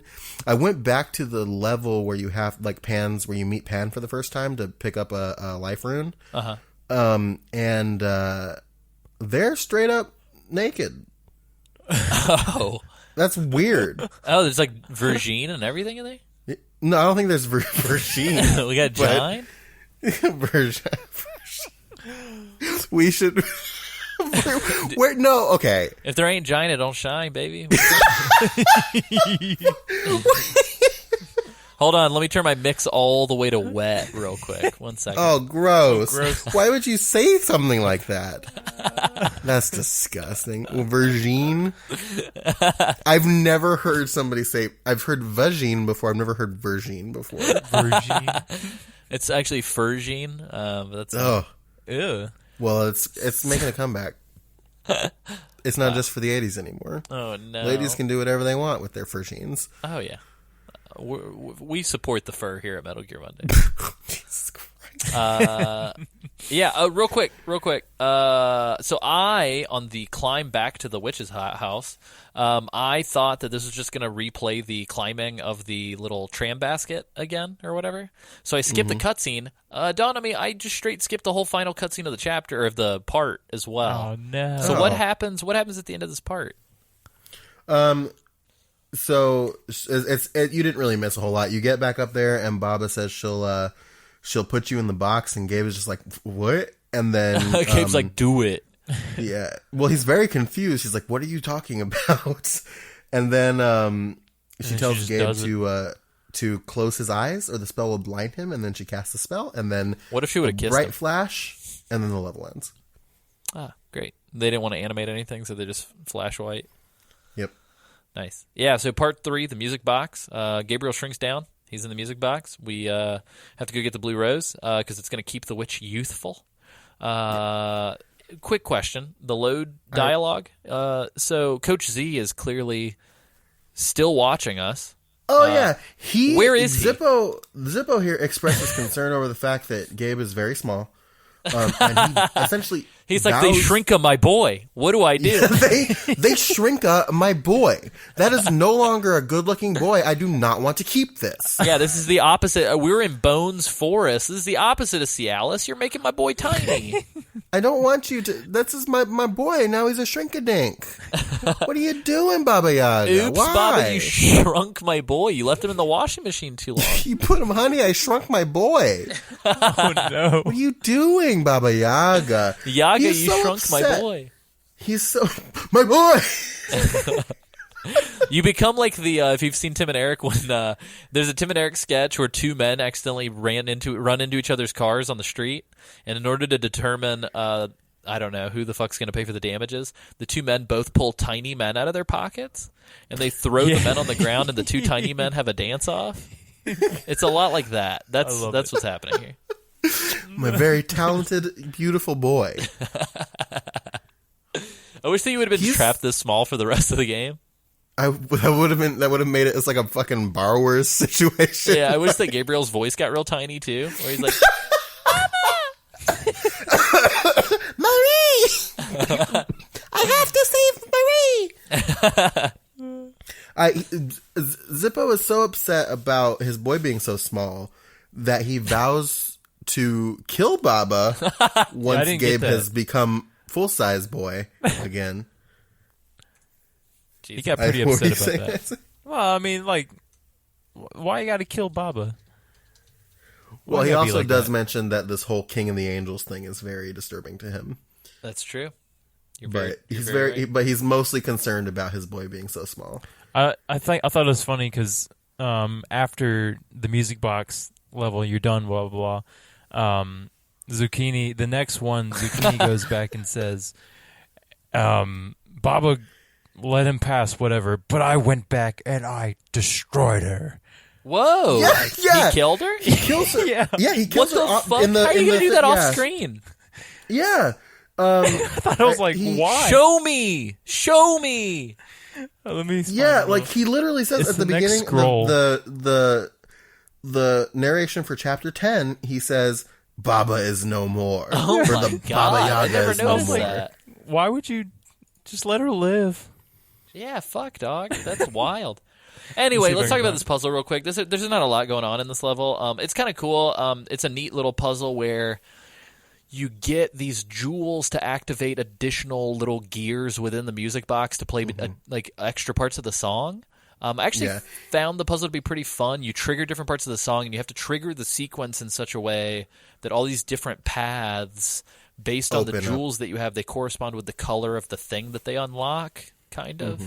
And so you kind of like the play red the one music back opens and up these run around. platforms you can jump on. The blue one has to do with these electricity hallway. Like the fun of it, I like this because the fun of it, is figuring out what each one does and then figuring out the sequence for everything.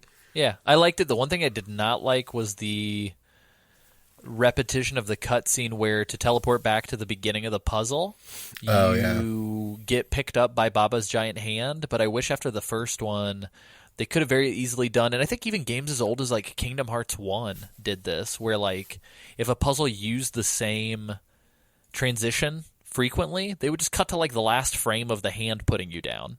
Showing you the whole cutscene. You know what I mean? So that part gets super repetitive, and I kind of got tired of having to press start and skip the cutscene every single time because you end up repeating a couple times. Oh yeah, for sure. The other thing too is that Baba says like creepy shit, like talking about how good those nights tasted. Oh yeah, and like if you get hurt, she'll say things like "You're not worthy. Master said you'd be worthy," and like all this stuff. It's very strange. So Sam says all this stuff. She really just repeats those 2 lines over and over. Yeah, and over. well, yeah, it's those things. Yeah, you're right. Again, kind of dumbing down Baba Yaga as a character, which I kind of wasn't a big fan of. Show some Yaga respect. Yeah. Hashtag Yaga respect. Yeah. Hashtag Yag sisterhood. Or something. Yag sister of the traveling sister Yagas. Yeah. Hashtag not my Baba. Oh yeah. Oh yes. But yeah, I mean, long story short, you get the blue rose, you give it to Baba Yaga. She's excited, and she sends you to hell as payment. Yep. Then the chapter ends. But this is good? Question and mark. And then the chapter ends, and McZoogle is going to kill her off screen.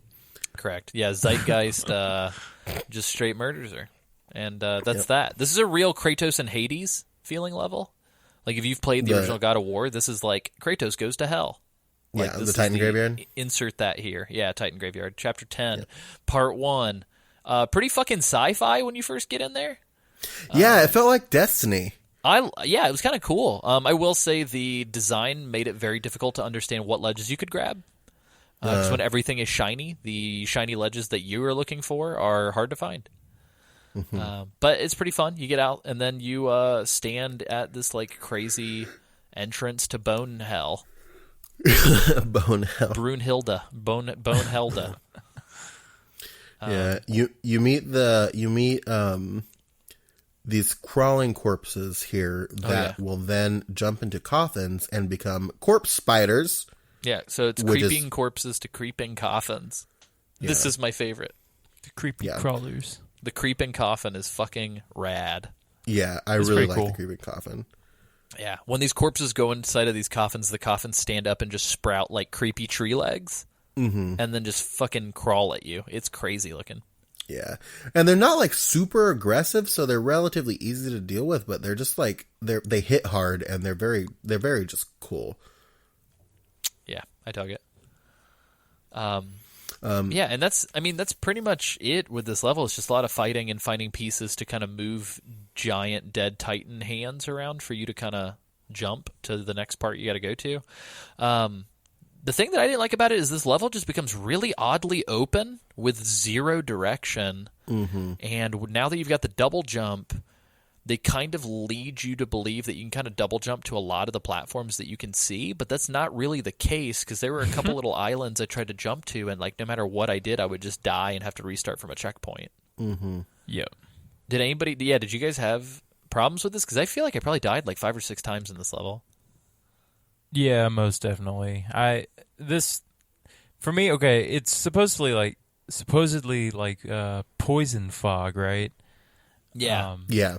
Oh, it tells you 1,000 times when you step in it. It's like all fucking caps, MLG blown up in your face, like spinning. It's like, get out of the poison fog. Should that make you go walk like a snail's pace? No. I don't know. You can't jump out either. Like I got the fucking wings. Jump. Let me jump out of here. So like I would do what you said and try to double jump to like an island that I thought I could get to, and land in the middle of this poison fog. And there was no way for me to get out of it. And so, yeah. I would have to... I just restarted at that point. I was like, that. It sucks. But it leads to a pretty fun boss fight. So, part 2. Yeah. Fire Pinnacle. Who are we fighting here, Sam? We're fighting Pan. Yeah, Pan becomes fucking... No way. Silver Surfer Warrior. Yeah. Gabe walks up to this. Well, first of all, can we talk about this like metal as fuck skull door that you? Yeah, walk up hold to? up. This whole level is just metal as fuck. The level. Like everything's made out of skulls and bones, and skulls for the skull throne and blood for the blood gods. Like it's just fucking wiggity wild in here, dude. It's like Lich King vibe to the max. And the Stone Titans. Don't forget about them. Oh yeah, my bad. Oh yeah, can't forget about them. But yeah, so you get to this door, and then Pan shows up, and Pan is just like, one of our paths is going to end here, and Gabe is just like, you suck. Stop talking in riddles. And Pan says that Gabe is shrouded in darkness and he's blind to the truth, and says he will enlighten Gabe. And then he glows blue and transforms into this really badass silver knight and takes away your magic.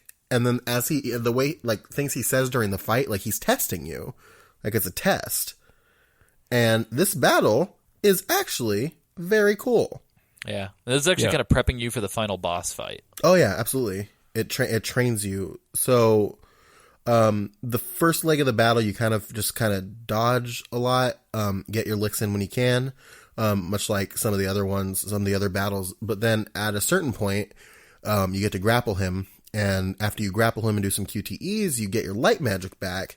But the rub here is that Pan also has light magic, and it works the same way as yours does. So, if he hits you, he gains life back while he has life magic on.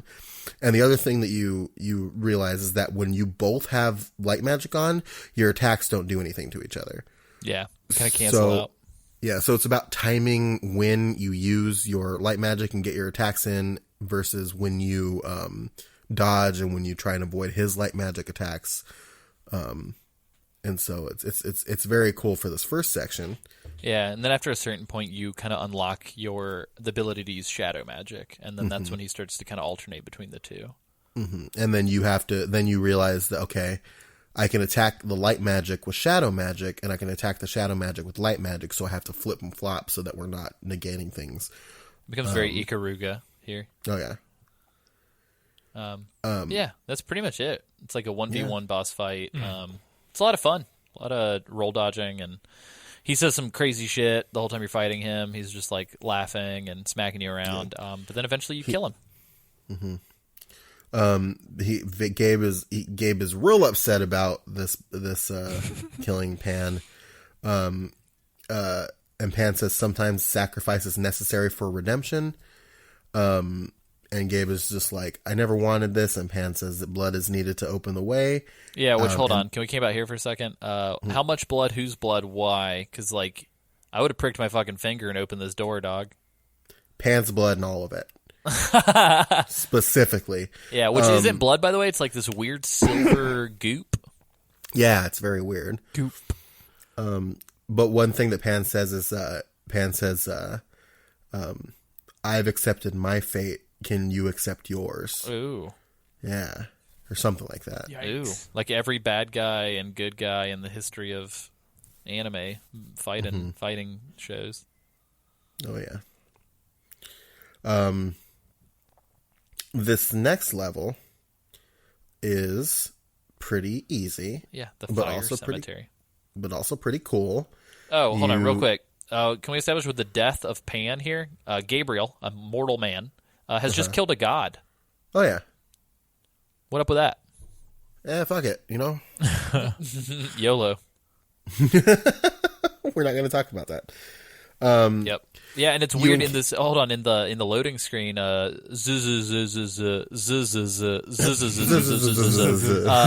essentially is like really down with it. It's kind of creepy. Yeah. Oh, for sure. Yeah, I'm so fucking at this point in the game. I'm very confused about exactly what Zoot Suit's whole deal is. Because, like, on one hand, I was like, and this is how naive I was at this point in the game. At one point, I was like, this dude works for the fucking Necromancer. Wow. And then he was still calling Gabe, like, friend and things like that. So I was like, I don't fucking know what's going on. Mm-hmm. He's just getting more and more fanatic as the game goes on. It's very weird. For sure. But yeah, so this little fire cemetery, we already kind of talked about it, like, kind of going through this cool stage with a bunch of really cool tower swinging shit, and then you end up in this awful chupacabra situation. Well, I want to throw this. I want to throw this up here. They introduced the zombie. The enemy type is actually called the zombie, which we need to enshrine in the Trash Mob Hall of Fame. I fucking loved fighting the zombies because they go down so easy and they throw so many at you. Oh, I felt powerful, and I loved it. I love the zombies. Yeah, I agree. They're super cool. They do a good job at using them too, because towards the end of this level, there's just like massive hordes of them that they throw. Oh at yeah, you. Really good. But yeah, I mean, this level's not much. It's just like this cool little climbing, platforming section that I actually thought felt really good. And then you end up in this huge open area right before this gigantic door.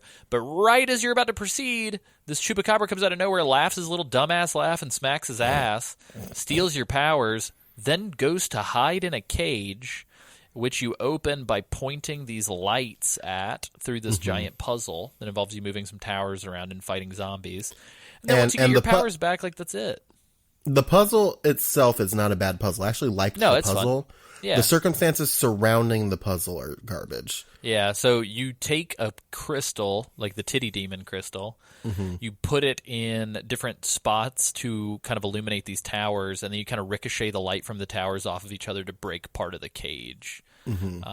It's pretty cool. And then at the end, don't forget to retrieve the crystal, because then you can use it, which is cool. Yeah. And then you fight this like huge horde of zombies, and you can technically do this next puzzle, quote puzzle, without killing them all, but it's so much fun to just kill them all. But I didn't kill all of them, because there's a lot of them. Like there was a whole fucking lot of them. By the end of the level, it said that I killed 164 zombies. Oh my gosh! Yeah, damn, Sam was working through some shit. I got real into killing those zombies. I originally was just going to just kill a few of them and then do the thing, but I got so into killing them and then they just stopped coming. I was like, oh, I guess that's it. All right. Yep. But with this puzzle, to open the door, you have to ring this gong and then use your shadow dash to get to the other side before it stops ringing, and then you ring the other gong and you open the door and the level ends. Yep. It's pretty fun. Minus the pace breaking puzzle in the middle. Yeah. Because again, it definitely feels like oh shit, we're about to enter this like final area, and then it's like, ugh. Yeah. But then part 4, crematory oven, we fight Pyramid Head. Yeah, I was gonna say Pyramid Head. Pyramid Head with a shovel. Yeah, well, this is the Gravedigger, and my favorite thing about this is that South Central LA is like, who's more terrible, our hero or the demon? Yeah, Dragon Ball Z gets real weird around here. But yeah, meet the Gravedigger. Yeah, he's kind of fun. Sam, how long did it take you guys to realize the fucking door thing? Twice. I felt like a real dum-dum. I feel like it took me quite a minute.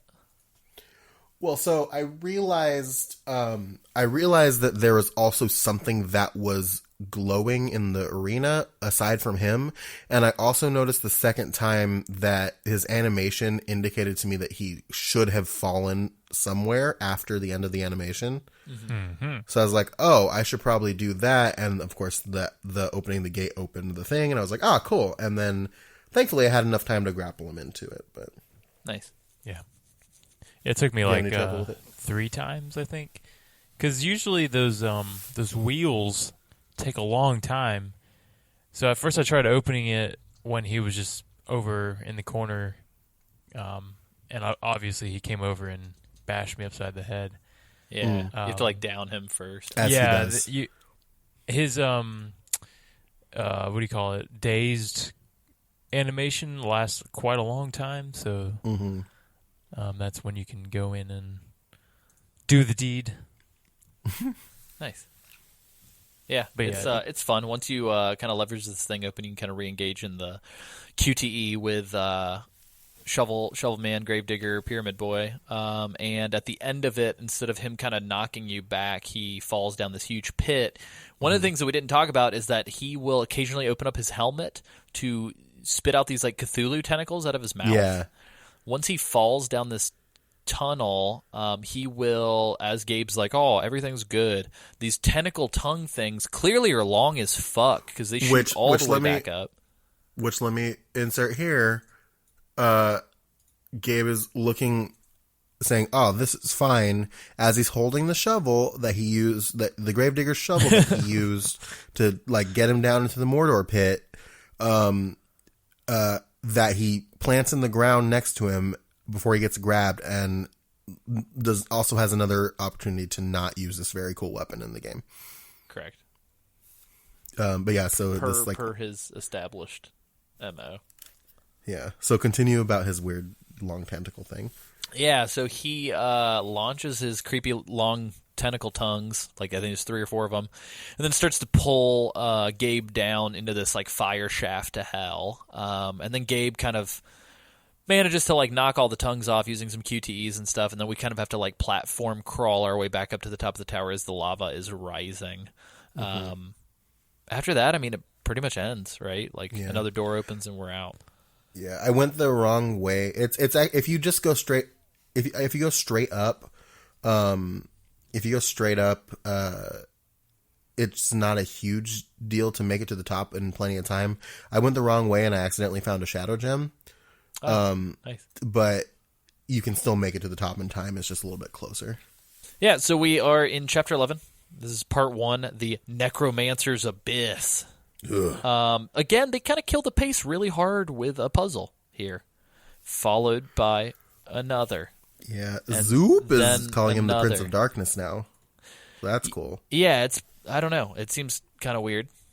I don't know, man. This level, my note here is when I think Castlevania, I definitely think combo pack, double jewel disc, Walmart puzzle packs for old women. Because that's what this level feels like. It is very strange. It's like oops, all Aztec puzzle, like Infinity Runner map. Here's the problem that I had with this first puzzle is that I don't know how I was supposed to solve it. Maybe I'm dumb. Happened? Did you not figure it out? Well, no, I bought the puzzle. Like, maybe I'm dumb. Well, so first of all, I don't know the zodiac symbols, so I knew it was Virgo, and I knew that it had to be at the eclipse, but like I couldn't figure out what day it should have been. Oh, I didn't do any of that. I just literally looked at it and was like, "Oh, I got to put the moon behind the sun and in the middle of the tower hole. So I'm just gonna scroll through until that happens." Oh. That's literally all I did. Okay, I guess that's what they wanted you to do because like I couldn't. I had to like miss out on the XP, and even the clue doesn't like explain it, and I just like, oh, they drew it out here. Here it is. Okay, done. Yeah. Did you do? What did you do, Isaac? I think the big thing was like you were right, the Virgo sign or whatever. But then it said something about on the last week of the month. Yeah, it said the fourth week. Where'd week you guys of the read month. this at? Was it on the scroll? Yeah. Oh, yeah. I 100% didn't read that shit at all and was just like, I'm gonna turn things. So the middle scroll was the day, so I just kind of scrolled from, the last 7 days or so.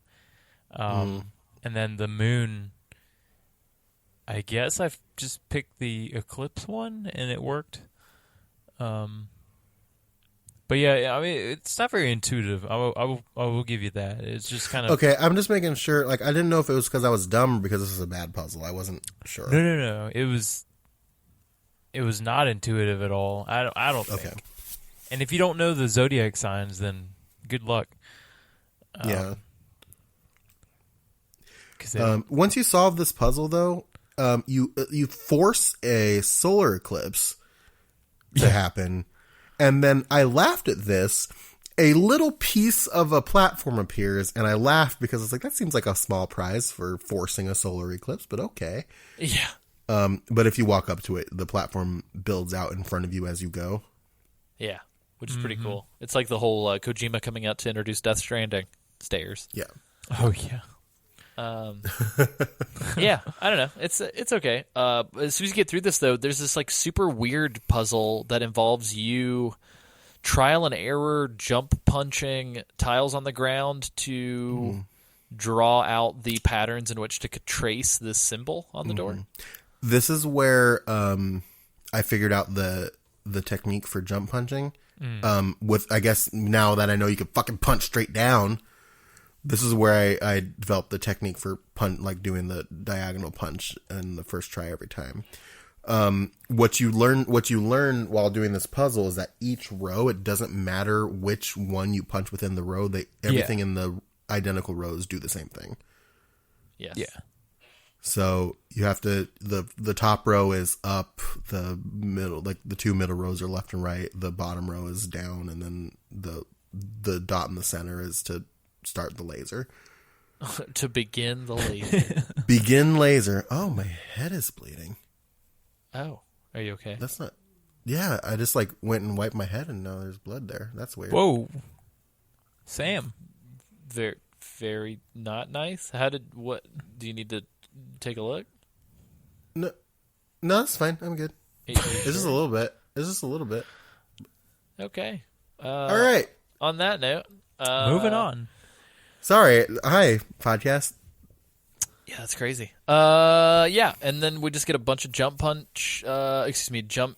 jump puzzles. There are these Reaper enemies that kind of join the mix. That are these kind of ghost Reaper boys. And then eventually we get to some necromancers that are actually pretty sick fights. These things look very like Warhammer 40K. I don't know how else to describe them. They're just like these floating bishops that like summon zombies. And they're a lot of fun. There's not really a lot to them. You just want to get their health down and then grapple them and break their staff into their face. They'll summon zombies, and then I think a couple of the later ones will summon Reapers as well. And the Reapers have a little bit more agency than the zombies, but they're about as weak as the zombies as far as life goes. Yeah, I think there are a couple fun fights here and there, and I think the environment itself looks pretty neat, but like this might be the most video game level in this game. And it just, I felt like everything took twice as long as it should have. Like, you kind of do all these like jumping into portals and stepping out of mirrors and stuff like that, but it sort of felt like all of the animations for the teleporting took twice as long as they should have. And like all of the length in this level could have been cut in half and been equally. It could have been more fun, I think, because a lot of it just starts to repeat after a certain point. Granted, the jump puzzles kind of escalate as far as trickiness, and that's pretty fun. But that's about it. I think that it's like you said. I think that you could change literally nothing about this level, aside from all of the waiting for you to teleport places, and I think it would have been even better. Because I liked the jumping puzzles in this part. I thought it was a pretty cool level. I just hated waiting every fucking time you had to teleport. For sure. Yeah. And the teleport animation was pretty neat the first time, but like we really didn't have to see it that many times. So, I don't know. It's the same thing with the music box level. Yeah, 100%. So, but yeah, we just kind of keep fighting necromancers until we eventually get access to the portal that takes us to the Draco Lich, level 2. Okay, I fucking love this. Can I say? Oh, interesting. I thought this was one of the most frustrating boss fights in the game. Really? Yeah, it's the mechanic of having to hold on, frequently interrupting, tricky jumping on platforms that are not clearly marked. Like, I don't know. I just, I fell a bunch and didn't really feel like it was worth, the juice was worth the squeeze. You know what I mean? I thought that so this is the Draco Lich. Okay, so let's reel it back. At the beginning of this level, you are met by something that looks very similar to the necromancers that you fought in the last level. And we are to assume that this is the Lord of the Necromancers, which I did not buy. Oh, yeah. He looks very generic and very generic enemy. It was a pretty interesting little dialogue, though. Yeah, he goes, "By whose authority do you get to kill me?" And then calls Gabe a monster and says that he revels in death and that they are one and the same. Then Gabe is like, "You will not stop me." And the necromancer laughs and then glows a bunch and then merges with the tower that they're on, which, surprise, he turns into a giant dragon that is essentially a giant necromancer created titan. And I thought it was very cool. Yeah. No, I think the set dressing is neat. and it being sort of the final Titan, final exam, I thought was pretty neat. I just think that the way that the boss fight is structured feels very like, look how cool this big fucking thing is. Also, we really wanted to rip off the flying Shadow of the Colossus boss. Now, here's what I will say about it. It's not perfect. It's definitely the best of the 3 Titan fights. Yeah, I can see that. And I think that what I will say about it is that I think it is more fun and interesting than the other 2, and I think it does a better job of capturing what they were trying to do with the first 2 by like aping Shadow of the Colossus. It doesn't. I guess they could have marked the paths a little bit better, but it doesn't like baby you, and it lets you figure it out, and I appreciated that, and I thought that the battle was better for it. Mm-hmm. I can see it. What do you think, Isaac? I need to. I'm gonna reel it in hear from for you. my Ueda boy. I'm gonna reel it in for you, Sam. I did not like this either. Okay. Okay, Wow. I liked it, like you said, better than the other Titans. And There's a little bit more going on. The other Titans were very like rinse repeat. Yeah. the Well, whole this time. one was Very static. to me was very rinse and repeat as well. That's true. They all are. To the point where I was like, wait, am I going the right way? Because didn't I do this like 3 times there already? Like jumping across the bone spine thing, and then running across the ledge, and then jumping bone spine. across, and then Bones slingshotting ready. down into his little what do you call those little nub things? Oh, Nubules. yeah. Rib cage. I felt like I did that like 3 or 4 times before getting to his head. So, although the destroying him in the mouth was pretty insane. Yeah. I like that a lot. I thought it was pretty cool. Yeah, when you break all of his runes, he crashes to the ground, and then he kind of falls off to the platform while Gabe is standing on it, and then he just comes barreling up and is just towering over you. And it's relatively easy, but it's really cool. You grapple onto his jaw, and then you jump into his mouth, and you have to punch the rune in his mouth before he essentially breathes fire and fires you out of his mouth. It's pretty cool. Yeah, I found that out. I found that that's what you had to do the hard way. So. Yeah, the visual spectacle is pretty neat. At first, I was like, "Is this right? I hope I don't. Should I be doing this?" And then it was like, "Oh, okay, cool." Yeah, right. Yeah. Should I be climbing into this guy's mouth? Yeah. Okay, thinking about it, I kind of like this guy a lot now. Maybe not like the gripping, constant gripping, like Alessia said, but yeah. So cool. here's how I think you make this and really the rest of the Titans in this game better is that you space out the amount of times that you have to grip. Yeah, because I agree. appreciate not having a grip meter, but the way that they reconcile that is by making you have to hold R2 every 5 seconds. Yeah, it's bananas.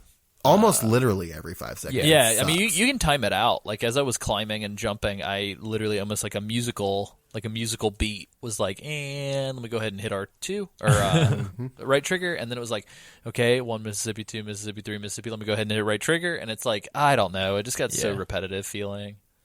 But yeah, fuck it. Let's talk about the reveals here, and I think we can use this as a good segue to directly go into kind of the final fight. So. Yeah, Let's so do it. Zooby-Doo in the pre-narration is like, I want to be with my friend in his moment of victory, and I'm just like, fuck off, dude, you've been gone for a while. Mm-hmm. And then Gabe does a real sick superhero landing at the top of the tower, and he gets the last piece of the God mask. And having completed the mask, Zooples Pooples shows up. Zooples Pupils. And Dr. And Zeus. he's holding that weird metal mask that Gabe was wearing in the dream where he stabbed Marie. That we probably forgot about 100 years ago because this game is way too fucking long. But I actually didn't forget about it. I was like, what the fuck is that? Yeah. Is that the mask? Oh, I know. I noticed it whenever it popped back up, but it's like fucking 24 hours ago. Yeah. Like, Full day later. And this motherfucker puts on the mask. And And it turns out that he's the Lord of the Necromancers. Yep. I actually was not expecting that. Really? Yep. I knew something was up, but I knew that didn't know was. I knew that he was probably evil. I did not expect him to be The guy. I thought he was going to be like yeah. corrupted. Is what I thought. Yeah. Right, exactly. But I didn't yeah. expect him to be the Necromancer Lord. Yeah, essentially what he says, which is weird that Pan was like going along with it, Yeah. considering that Pan gave up his life, I guess. It's weird because essentially Zoldan, Zazu, was like, I fucking lied this whole time and I wanted you to assemble the God Mask so that I could have the power for myself and then destroy you. Thanks for killing everybody else, dumbass. Yeah, including his wife, which we straight up hinted at earlier, spoiled earlier. I don't know if I hinted at it as much as I decapitated it. Yeah, you just kind of you decapitated it like Gabe decapitated Marie. Yeah, essentially he's like, oh, you're so easily gullible, you dumbass. While you were sleeping, I put this mask on you and got you to kill everybody, including Laura and, excuse me, not Laura, what's her name? Marie. Claudia. Marie. And Everybody. And when I need to pause here for a second because this is important. After Zekromancer, which is what I have called him for the rest of for the rest of my notes, is Zekromancer. Tells Gabe that he was the one who killed Marie. This scene becomes straight up a legitimate ripoff of The Empire Strikes Back. I don't know if you guys realize that or not. Because Gabe he gets told this crazy thing, and then he goes, no. He says no, and then Zekromancer says, search your soul, Gabriel, you know it to be true. Oh, no. The line in Star Wars Empire Strikes Back is after he says, Luke, no, I am your father. Vader says, search your feelings, you know it to be true. Oh, no. So they ripped this whole shit straight out of Empire Strikes Back, and I thought it was the funniest fucking thing in the world. Jesus Christ. Yeah, that's hilarious. Rough. Well, and he says it with Sir Patrick Stewart voice. He also says charade. I hated every second of that. I was like, are you kidding me? It's time to end this charade. Yeah, Patrick Stewart says some fucking bizarre shit. Like, I'd look up this cutscene online. He says some wild stuff. And, like, we don't even really get to fight him because... No, we don't... Well, that's the thing. We don't fight him at all. Which is funny to me. He essentially kills Gabe. And then you hear this voice that says, all hail mighty Zop Zop, or whatever the fuck he says. All hail mighty Zobek, he says. And Zobek demands to know who's there. And then this disembodied voice says that he met Zekromancer in the void and gave him the idea for his plan in the first place to serve a higher purpose. And I sure do love an even bigger bad trope. I really do. Oh, no. That's like my least favorite trope. Yeah. And that was sarcasm. Oh, okay, good. Very good. I was like, no, Sam. Sam, when you heard me calling out from the void to tell you that you should love the bigger bad trope, it was me all along. Yeah, that was straight up sarcasm. I will say comparatively, like, they do hint at it briefly when Baba mentions her master, the King of the Angels. Oh, yeah. So you know something more like is the up. Prince of the Fallen Angels. Yeah. Cue Glenn Danzig. Looking Satan, because that is what this dude looks like. For sure. But yeah, the dude says you've served your purpose and essentially lights Zekromancer on fire. And then this long-haired person shrouded in smoke picks up the mask and then screams to the heavens. He looked like a raven-haired Adam from Nier Automata. Yes, he does. Absolutely. But he screams to the heavens at his father that he's coming for him. Why have you forsaken me? In your eyes, forsaken me. But yeah, this is Satan. Yeah, like also, I thought. Also, precedent for this in Castlevania, you can fight Satan in some of the other Castlevania games. Yeah, so this is not like where the fuck did Satan come from? This is something that they have done in the series before, so it's not straight out of left field. But you're just fighting straight up Satan. It was for me. Well, I guess being your first. Can you walk me through your feelings? Through, I need you to walk you through. Walk me through your feelings from when Zobek revealed he was the Necromancer Lord to realizing that you were about to fight Satan. Oh, the when Zillow backed out. Zillow. So, are you sponsored by Zillow? Apartment hunting. Maybe. At your fingertips. Isn't that their slogan? I think probably. I don't know. Apartments at your fingertips. Well, Jeff Goldblum is apartments. Oh, that's so right. I prefer Apartments at your fingertips until Satan comes back. No, I thought, and then we're all doomed. I thought this twist of a twist was quite comical, actually. I actually kind of chuckled at it when it happened. Because I was that's kind of cool. Yes, Isaac, look into yourself. You know it to be true. That was the thing. I was so into the first twist. The first one, yeah. And then he says that shit, and I was just like, oh no. Well, so I knew about the twist, which is coming later. I was really upset that there was no fucking build up to that twist. Right? Yeah. Instead, it's just like twist 1, twist 2. By the way, super fucking crazy out of nowhere twist 3. Yeah. And it's like, come on, you guys. Anyway, sorry. We'll keep it to twist 2 for now. I have a way to explain twist 3. Yeah, I'm looking forward to it.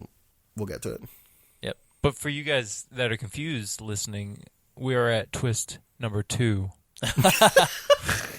Of many to come. Turn to twist 2 in your workbook. Yeah. There's 2 more twists, and the final 2 twists occur within the same cutscene. Great. That's right. I forgot there was 2 twists at the end. Yeah. Jesus Christ. All right, so we're in twist 2. Fighting Nude Boy. Nude Satan. Well, Isaac, what was so comical for you, though? Yeah. Was it the nudity? Was it the long hair? Was it Glenn Danzig? Was it the glowing yellow eyes? Was it the goofy dialogue that nobody should have written? I think it was everything. His whole introduction, where like he came in and Zorb kind of was like, "Hey, I'm this powerful guy," and then he's like, "Nah, me bigger." Yeah, this guy's not. Really, I'm the one. I'm the powerful guy. Dude, this whole thing, especially Gabriel's boss fight with Satan, literally felt like some like imaginary friend action figures getting mashed together. Yeah. Grade school bullshit that I thought up when I was like having a fever dream at like 7 years old. Yeah, essentially like the spirits and Marie bring Gabe back to life to fight Satan, and then Gabe fights Satan, and the whole Gabe wrestles battle, a nude Satan. Yes, he wrestles. The whole conceit of this battle is that Satan can use shadow and light magic like Pan could earlier. So the game was teaching you about this battle earlier in the game, but you have unlimited magic, which is pretty cool. And then attacking light magic Satan with your shadow magic also heals you. So you're basically also, you have unlimited health. Maybe build the mechanics of your game around you not having to have unlimited in order to finish the game. That's what I was. It was a little cheap that they. Well, and even in general, the way that the system is built in the first place is like, maybe make it to where you can replenish the magic doing something other than having a long combo that goes unbroken. Mm-hmm. Because, like, the game just kind of changes the rules whenever the fuck it wants to because it's not confident in its systems. Because I would argue that, like, even Metal Gear Solid 3 is like, fuck it, super intense boss fight. However, it's a final exam for everything you've learned playing the game. Mm-hmm. This feels kind of like, fuck it, cheese it. Here you go, buddy. Unlimited ammo. You earned it. Sorry we gave you this very bad video game. Now you earned now you can just... yeah. Now you can DBZ fight Satan at the top of a mountain. That's kind of what it felt like a little bit. He actually Oh, dude, they trade punches and like put craters in the ground and float shit. Like they fly around and Gabe like bitch slaps Satan into a hole in the ground and then Satan like comically climbs out of the hole in the ground. And then he even like and the stones start to float around him and it's like, what the fuck? Well, that's one thing that I don't think we've brought up at all is that when you replenish your magic on the fountains, it sounds like you're straight up like charging your power level and Dragon Ball. I didn't think about that. It's very like Super Saiyan. Yeah. Yep. Mm-hmm. This boss fight's pretty fun. It's like a 1v1 little standard fight like Sam explained, except for the little QTE parts. Mm-hmm. Not fun. So the first one I had a really hard time with, and the second one made me want to fucking smash things in my apartment, in my house.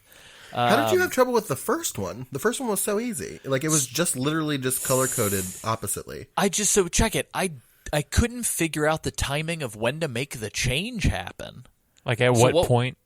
Yeah, so what would happen was, like, I'd run through the little rings, and, like, I would hit it, I guess, either too soon or too late every time. So I just kept bouncing off the fucking force field. Yeah. So for those of you not playing at home, whenever Satan gets down for the first time, I think it's about when he's at 70% health, he'll take a knee during the national anthem, which is great. He'll take and then a get knee. Sponsored by Nike. Yeah, because he's a good American man. He'll take a knee, and these runes will appear on the ground, but they are color coordinated to your magic.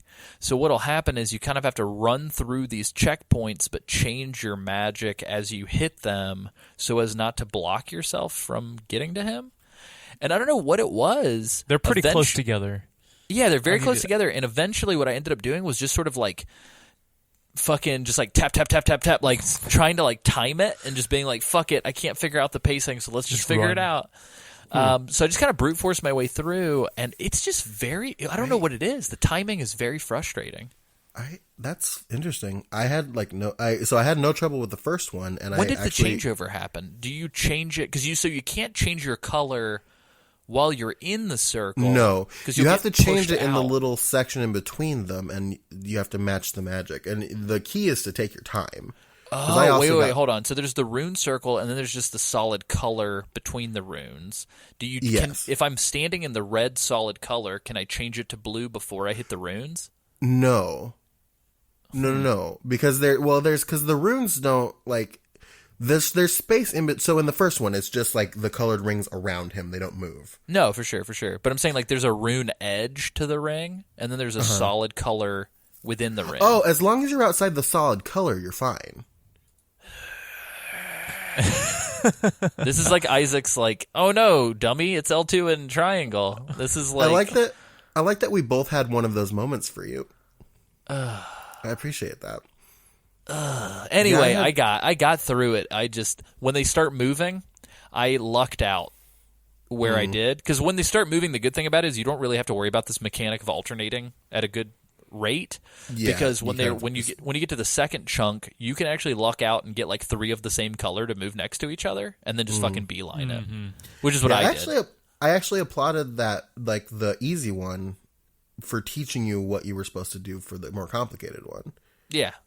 It was interesting. Like that we going back to that whole like Ego Raptor Sequelitis Mega Man X thing, like the game teaching you how to do something and then doing the thing. It's too bad that it's literally at the end of the game. The final boss battle, yeah, for sure. Yeah.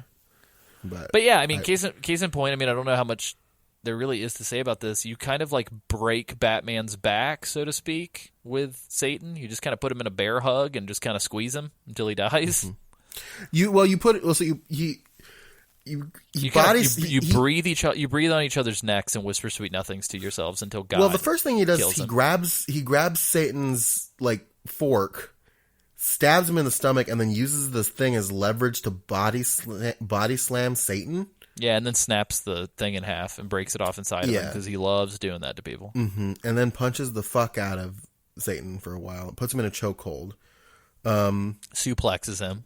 Mm-hmm. And then they talk about God for a while, and Gabe essentially prays for forgiveness. Christian God, by the way. So we're wrestling Satan, and then Christian God is capital G God. Yep. He says he's going to essentially Satan taunts Gabe and says he's pretty much going to fuck Marie in hell. Yep.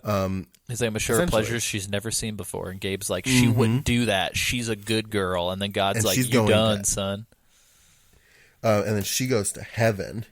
Yeah. So we discovered that the God mask is just like a goofy mask to put on to see ghosts as real people.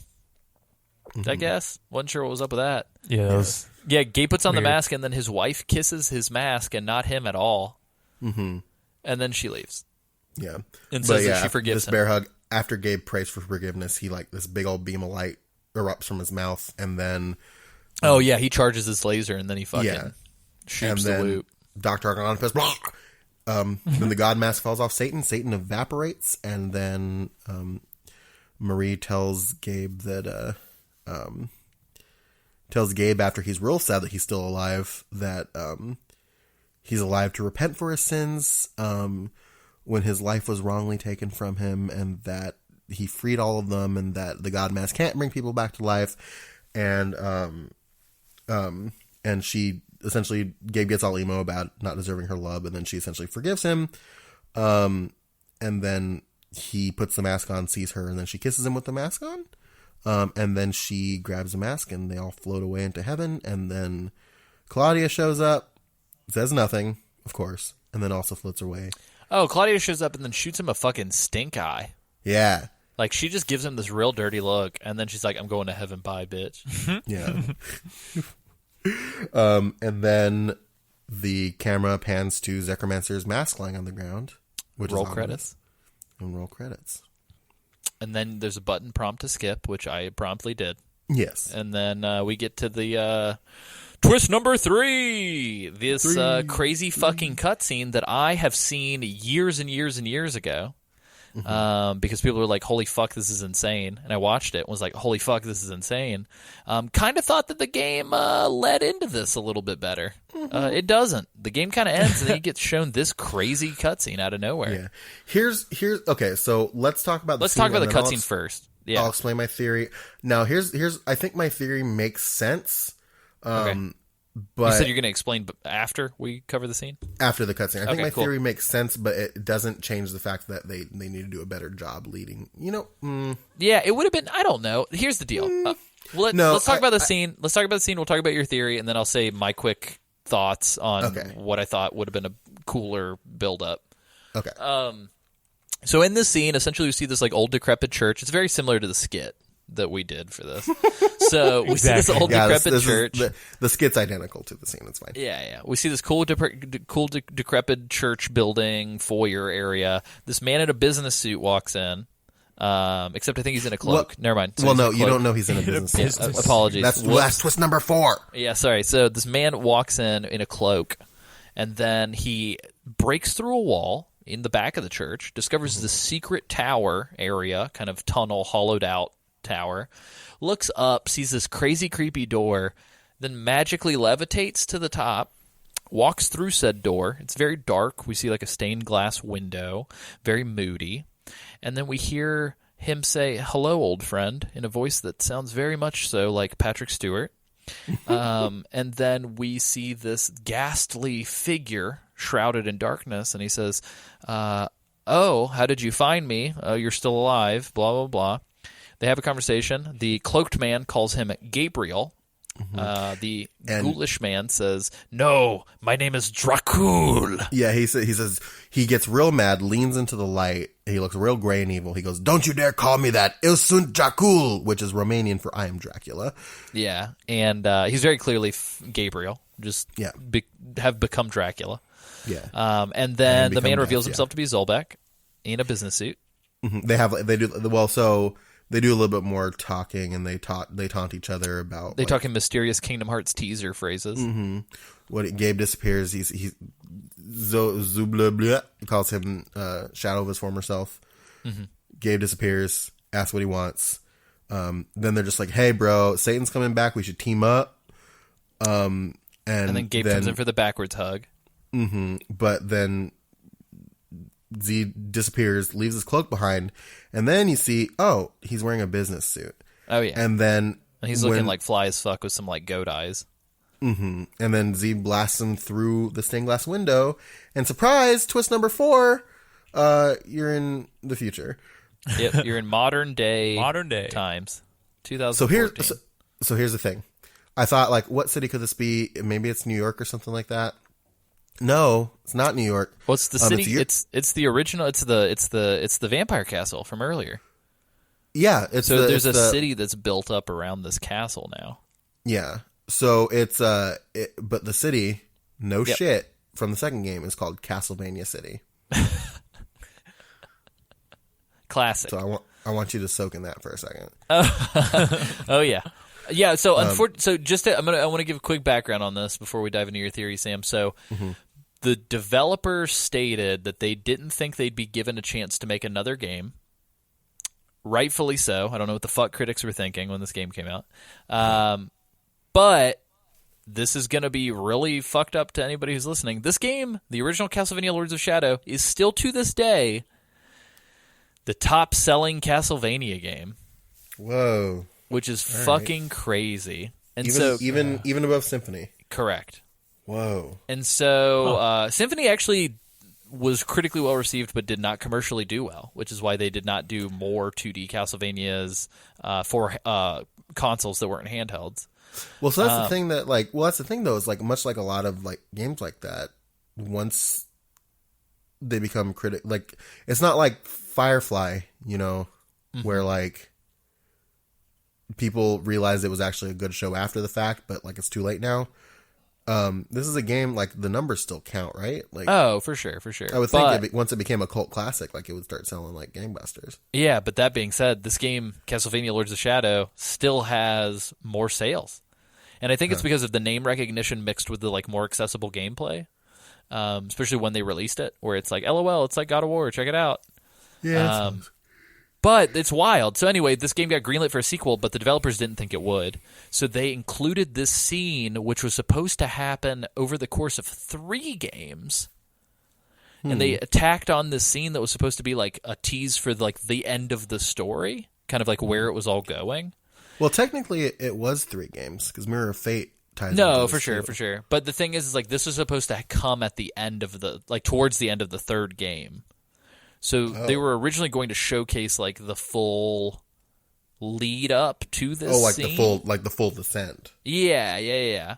But what ended up happening was they tacked it on just to be like, hey, check out this cool shit, and maybe if people get to the end, they'll want to see more.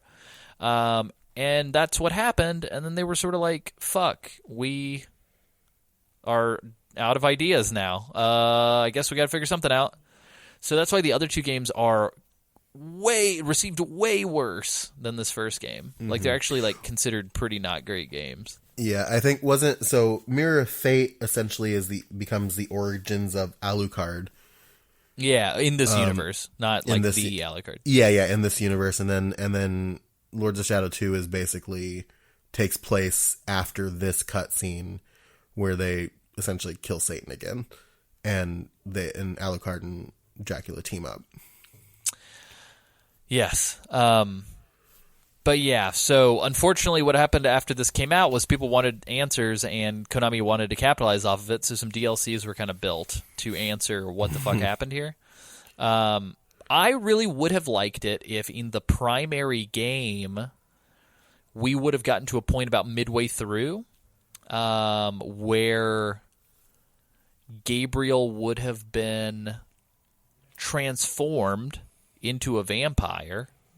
We could have gotten some new skills and abilities, and the game could have taken on a considerable darker tone, which is look how much this man has sacrificed to bring his love back. Maybe have him bring his love back, but she's mortal and he's not. And then he has to deal with watching her die slowly over time. And maybe he's just trapped as a vampire. Like, give me that sooner.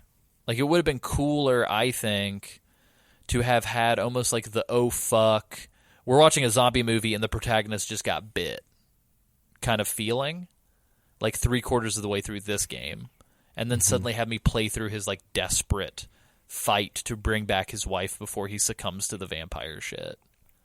I think that would be cool, and then have like a post-credit scene where maybe he like transforms or something. Now here's what I'll say. I don't necessarily disagree that is better, because it is. So I guess I'll explain my theory now. And it's real simple, but I think it works with everything that we know about this game world at this point, like this universe they've crafted with this video game. I think they could have explained it more if this isn't in fact. Well, here's the thing. It's not what it is because they quote explain it in one of the DLCs, but they could have explained it better. But so when Gabe has Satan in his little bear hug, and he charges his laser and fires it, I think that was like the ritual that the founders of the order did to ascend, and so his soul, his like nice soul, is in heaven now. but his dark soul is his dark soul. His evil soul is still on Earth, and that's why he becomes Dracula. His nobody. He becomes the nobody of Gabriel, and he becomes a Dark Lord. Why did they not do that? I don't know. It makes sense, right? It's a good theory, right? Why the fuck did they not do that? That would have been a million times better. It makes sense. And do you think they were going for that? I think probably. I would hope so. But because literally it makes sense, and it's no need for ties DLCs. into it. It's what? No need for DLCs. No need for DLCs, and it ties into literally the rest of the game. They've been telling you this entire game, we did this and became this. Mm-hmm. That he literally prays to God, and then a blue light comes out of his mouth, goes into heaven, kills Satan, and then he's still trapped on Earth after he was dead. What would have been cool would have been if his light soul or good energy or whatever would have gotten to live on with his wife. Yeah. And then his like shit body demon fiend version is like lamenting that he didn't get to see the wife. You know what I mean? Like he becomes broody emo boy, where he's like, well, and that good guy would make Gabe a lot more gets to hang out with my wife. Now I'm mad. Yeah, that would make a lot more sense. But I think just by realizing that, that's probably what this was, makes it way better. Yeah, and way easier to. They should have explicitly stated, like, way easier to stomach. But instead, they do the DLC where Gabe drinks all of Laura's blood and becomes a vampire. Oh, yeah. So, check it out. So Gabe's like, I can't go into this castle. There's a lock. And Laura's like, I'm a vampire. I can help you in, but you got to drink all my blood. I don't want to live anymore. Drink all my blood. And it just doesn't make any sense because he's like, I'm going to forego all this shit just to get in this door. Mm-hmm. Like, anyway. And that's the extent to which we're going to talk about the DLCs. The big boss is the Forgotten One. He's also in whatever, Lament of Innocence or whatever the second PS2 game was. Yeah, there's that. That's a Castlevania game. Yeah.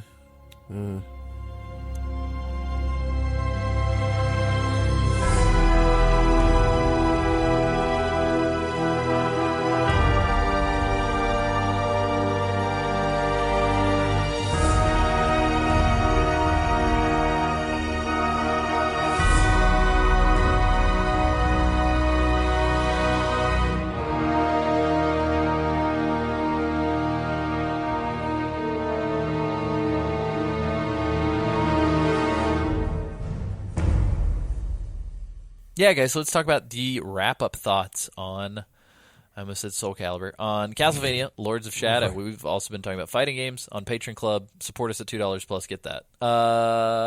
Yeah. So, nice plug. Thank you. Very quick. Very seamless. Until I said that. Yeah. Now we're bringing it up, so that's cool. So wrap-up thoughts before we like completely proceed. I did notice while playing this back half of the game, I don't know if I just wasn't paying attention to it in the first half because I was so angry, but did Gabriel develop like a really shitty Scottish accent at one point? Yeah. No, he's had it the whole time. Has he had it the whole time? Because I noticed like in chapter 8, I was like, what the fuck are you doing, dude? Maybe it's because he didn't talk as much in the first half of the game. Well, you know the fucked up part is I'm pretty sure the actor just is Scottish. Oh, well, he sounds like a shitty Scottish person. He's not good at his own accent. I think he's trying to disguise it because he's like, oh, that yes, makes more sense. Like, it's like, oh, what are you doing? Yes, it's not great. I think you should just lean into it more. I'm going to be honest with you. I think the Scottish accent is one of the sexiest fucking accents ever. And I don't know why. Dude, I'll take it. I'm privy to Australian and French accents myself. But, yeah. I like those European ones. I like Scottish and Irish. Yeah. Anyway, before this takes a turn, what did you... Who do you want to fuck internationally? That's the next topic. If you had to fucking fuck, marry, kill Castlevania characters from Lords of Shadow, what would that look like? I would fuck Satan. Whoa. I would kill... No, I would fuck Satan. I would marry Gabriel because he would do anything for me. Aw. And I would, including chop my head off. Which if I sometimes needed you him need. to. Yeah. And I would kill Zoot Suit. Nice. Isaac? All right, let's see. Let's look at it from a scientific perspective. Which one would be better? Objectively. All right, so obviously you got to marry Mary or Marie. Maria? Maria. No, it's Marie. Marie. Yeah, you're right. Mariah. Who knows? Susan? Carrie. So I'm going to marry her. I'm going to kill Gabriel Whoa. because He we've a all bad had man. enough. And then He's done questionable things, you know. Dude, we've done a bunch of games of men doing questionable things with dead wives lately. Well, yeah. Oh, yeah. Yeah. And then I will, let's see. Who? I'm going to You want to fuck Zobek, don't you? Zabuma Zobek? Yeah. I mean, he does have that gray fox look to him. Gray Fox. Frank? Silver fox. Like look, Frank I should Jaeger? say. He's got that Frank Yeager look to him. Now let's go with that. The crazy the Baba? dragon lady. Whoa. Baba Isaac, Yaga? that's a slur. What Dragon Lady? Yeah, Dragon Lady. Have you guys not seen Gran Torino? Oh, what? How Clint Eastwood calls this Well, I've Asian seen woman it, but I Dragon didn't- Lady. Oh. Oh, Weird. Anyway, it's all good. Are you talking What about you want Dragon to fuck the Dragon Titan or you want to fuck Baba Yaga? Lady? Or the demon? the one that Or- you unleash. Oh, Titty Demon. Yeah, we'll go with that one. Gotcha. Okay. That All right, makes sense. here's my lineup. I would marry Marie. Of course, I would fuck Marie. And then I would kill course. Marie in that of order. course. Wow. Just like Gabriel. Lol. Which, spoilers Yeah. for the Mirrors of Fate game on the 3DS, apparently Marie did have a kid with Gabriel and hid the kid from Gabriel because for some reason she knew he was going to become evil. Not really sure how that works out. Cool. And that kid becomes Alucard. Because Yeah. fuck it. Why not? Why not? Anyway, yeah, that's a good way to recap how we felt about the game, I guess. That fuck, marry, kill game. That was good. Just like this game, we're talking about it in weird puzzle form. I gave it my solid grade. And yeah. Yeah, it's good. It's a game. And I'm never going to play it again. Yeah, I don't know, man. I honestly, if I wasn't playing it for the show, I probably would have quit midway through. Yo, for sure. And I'm not the kind of person who quits playing games that I start, so that's actually kind of saying a lot. Oh yeah, I would have quit probably in chapter 2, honestly. And I think If I I did. Like wasn't the first playing time I for the played show. it, I quit this game in chapter 3, I think. And I put in probably about 4 or 5 hours up until chapter 3, chapter 4, and then just dropped it and was like, nah, I'm good. Oh, and you want to know some other shit that happened in this game that we called and we hoped would happen that did happen? The eagle never came back. Oh, yeah. What the you're fuck? They never explained the fucking eagle. I think the eagle might have been Pan. I thought it might have been Pan, but then he was really rude for no reason for it to be Pan. It sounds like pain. So like this big ass eagle just shows up and then they just never bring it back. Yeah, or is the explain it. implication that they can all like smell the evil coming from Gabriel's future? Like, I feel like, why is everybody able to see into the future in this game? Because everyone's talking mad shit about who Gabriel's going to become. I don't know, man. It's very weird. But you definitely called it, Alessio. You said, I hope he doesn't. They don't explain it. He doesn't come back, and they certainly did not explain it. He certainly does not come back. Perfect. Yeah, so I guess ultimately the real thing that the best way that I can think to frame this closing statement in a utility way for people listening, would you recommend somebody play this? No. Yeah, Isaac, what were your thoughts? Well, no. Yeah, I think unfortunately there are far better games you can play for 20 hours. And there are far better games that are like this game that you can play for less hours. So like the original God of War, I'm pretty sure clocks in at like 11 or 12 hours. That game is immensely more fun and more interesting than this game. Which is, you know what else you could play? You could go play Devil May Cry 1, 3, and 4. Yep. Not 2. Yep. And not DMC. And not DMC. Yeah, I mean, there are 5 plenty of looks character good, though. action games like that you can play. Like Bayonetta 2, if you have a Switch, go fucking play that. But specifically for this type of, like, I don't know, bro-y, kind of beat-em-up, hyper-aggressive, masculine flavor. It's not. OG It's not God a of War. It's not for Castlevania. I don't think this whole like style fits Castlevania. Yeah, I would agree with that. I think clearly it fit for the West because the sales figures are there. Yeah, I guess. But I don't know, man. Like this, unfortunately, those of you who've followed along with us up until episode 85, I'm probably not saying anything you don't already know. This game is not for me, I think is the best way to put this. I enjoy it, but I enjoy it on paper at a distance as far as how it works, but I just don't think it's a game that I would ever play again, ever. We had discussed this in previous episodes. I think ultimately, Dark Souls is a better 3D Castlevania game. Dark Souls is the best 3D Castlevania game, in my opinion. 'Cause here's the thing. If somebody said, "Okay, I'm gonna give you this," and gave me Dark Souls, didn't tell me what it was, and just put me in the game and told me to start playing, and then told me it was a Castlevania game, I'd believe them. Yeah, I agree. So yeah, and so if you're looking for Castlevania in a 3D space, and somehow you've yet to play Demon Souls, Dark Souls, or Bloodborne, give those a shot. I don't know, Sam. Have you played Bloodborne? oh yeah. Very nice. Do you enjoy it? Because I remember for the longest time you kind of bounced off of Demon Souls and Dark Souls. I think I enjoy Bloodborne more than Demon Souls and Dark Souls. I think because it's faster. Okay. I don't think like the slowness. I appreciate. It's also less I appreciate- defensive. I think Bloodborne's very much so Yes. like go, go, go, go, go.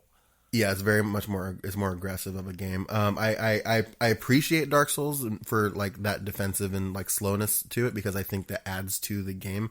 I just don't think I find it very like fulfilling. Gotcha. Yeah, I was just curious. 'Cause But I know really we've been do making like- Bloodborne jokes and references like lately, and so I just wasn't sure how much of it you'd played. Yeah, no, I do. I haven't played a lot of it because I'm bad at it, but Yeah, I think I got about I got halfway it through on. Yeah, I got it on PS Plus a couple months ago, and it's good. And Nice. I appreciate just how much faster it is and more aggressive it is. So Yeah, if you're looking for gothic, crazy horror, intricate level design, creepy monsters, and RPG elements, 100,000 times, fucking go play Bloodborne on the PS4. oh yeah, It's magnificent. Bloodborne for sure. Like any of the Dark Souls games you could put in front of me and tell me it was a Castlevania game, Bloodborne for sure.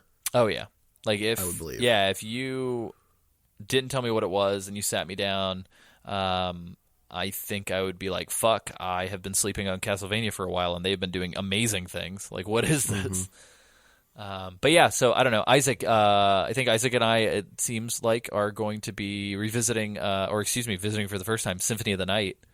So we'll keep you guys posted. I know David Leiden took to Twitter to tell me that, ladies and gentlemen, Alessio's reputation as a gamer is being desecrated due to this episode. Because he hasn't played Symphony of the Night. Yeah, and he posted some good images to poke fun at me. So I enjoyed it. David Leiden is really like on point. Yeah, he's really lighten my life up. He gives me was joy. hoping you were gonna say little candle in the darkness of Twitter. You lighten up my life. But yeah, I don't know. It's been good. Isaac, I'm sorry we put you through this, but ultimately, I did want to say I've enjoyed the change of pace a little bit. I know with the Metal Gear stuff, it can all kind of, what's the word? When we play so many Metal Gear games back to back to back, and can all kind of like congeal a little bit. But the fact that we played like Metal Gear Rising, and then Peace Walker, and then watched some movies, and then played Castlevania, like I feel like there's been like a nice ebb and flow. Yeah. I'm sorry I that. Oh, sorry. don't necessarily agree. Oh, what do you mean? Because we played Castlevania, and my heart hurts. Oh, my heart hurts and requires mending that only Big Boss can provide. I need to find a mana fountain so I can use my blue magic. Correct. Alessio, I'm gonna activate my blue magic and punch you in the fucking face over and over again until my heart feels better. Is that okay? No. Sure. Yeah. Okay, I'll activate my blue magic and we'll just heal each other. No, that's not how that works. Damn it. Guys, I had a quick question for you. I think this is the longest game that we've covered for the show that wasn't Peace Walker, right? Is it? Yeah, I was going to say Peace Walker is pretty long, but... Oh, Peace Walker's long as fuck. I think this is the longest game that isn't Peace Walker, though. Yeah. Is it longer than... I guess it is longer than, the main... Yeah, because Rising is 8 hours. Silent Hill 2 is 8 hours. Every Metal Gear is 8 hours, 10 hours. The Metal Gear Solid games aren't 10 hours, are they? Yeah, they're pretty short, man. Metal Gear 1, 2, and 3, I think, are max 12 hours. This is a 20-hour game, you guys. This is a 20-hour game. And then we play 5. Oh, fuck. Oh, and then it's gosh. over. 5 is the rest of my life. Mm-hmm. Well, cool. So along those lines, let us really quickly... Technically, no, Survive is probably short if we had played it all the way. Yeah, I played it all the way. And so that's not as long either. Yeah, because I think I played Survive all the way through in 14 hours, maybe. I'm very sorry. Yeah. Oh yeah, we talked about that. Yeah, we did. Refresh my memory. Which one is worse, Castlevania or Survive? Oh, I'm gonna be real with you. I think Survive is worse. I know I said on part 2 that Castlevania was worse. I think by the end of Castlevania, I found a little more charm in it than Survive. But yeah, I don't know. We'll see. Yeah, let me give you guys a quick rundown / update on the trajectory of the show for the rest of the year. So thankfully, Metal Gear Mondays is going to be taking a break from mid-December until early February, first week of February. However, the recording schedule that we have drawn out, while we can stop recording by mid-December and come back first week of February, listeners are still going to be receiving content on the general feed until second week of January, which is crazy. So it's only going to be 2 weeks off, and then... Yeah, seemingly for everybody else, it's going to feel like 2 weeks off only. For us, it's going to be just amazing. Over a month, which is great. For y'all, it won't be too long. Yeah, but what we're going to be covering, so now that we've wrapped Castlevania, we are going to be covering the movies that we did not finish before Spooky Month. So that is Escape from New York, Escape from L.A., From Russia with Love, and then listener responses for movies in Castlevania. And then after that, I believe it would be episode 90. We will be starting so we'll do 2 extra ops after that. And then episode 90 is going to be a fun last-minute audible before the holidays that you guys will get to listen to as sort of your holiday treat. It will be us covering some parody games.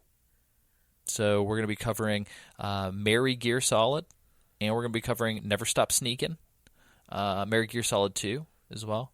And we might, James is telling me that he might want to talk about Sneaking, the Burger King stealth game. My goodness. Because apparently he played a bunch of it. I actually have that game. Oh, shit. Isaac, you got to play it. I've played it too. Oh, nice. We'll talk about it. I've played Sneak King. We have to cover hilarious. Sneak King. Yeah. So we'll talk about parody Metal Gear games as sort of our Christmas special, even though it probably will end up coming out either a little bit after Christmas or a little bit after New Year's. Maybe. But yeah, either way, expect that. And if you want to support the show, you can go to patreon.com/Metal Gear Mondays, MetalGearSolidPodcast.com, Twitter, Instagram, Facebook, all Metal Gear Monday stuff. On Twitter, it's Metal Gear Monday, bit.ly/MGM store for merch, which is sick. Tell your friends, iTunes reviews, all that jazz. For those of you wondering, when we return and the show comes back in February, we will be starting our Metal Gear Solid 1 remaster. What that means is that episodes 1 through 4 of the show will be getting an update, and we will be sort of creating a little time capsule for those original episodes within those remasters. And it means that episodes 91 through 95 are going to be kind of duplicates of those first 4 episodes, if that makes any sense.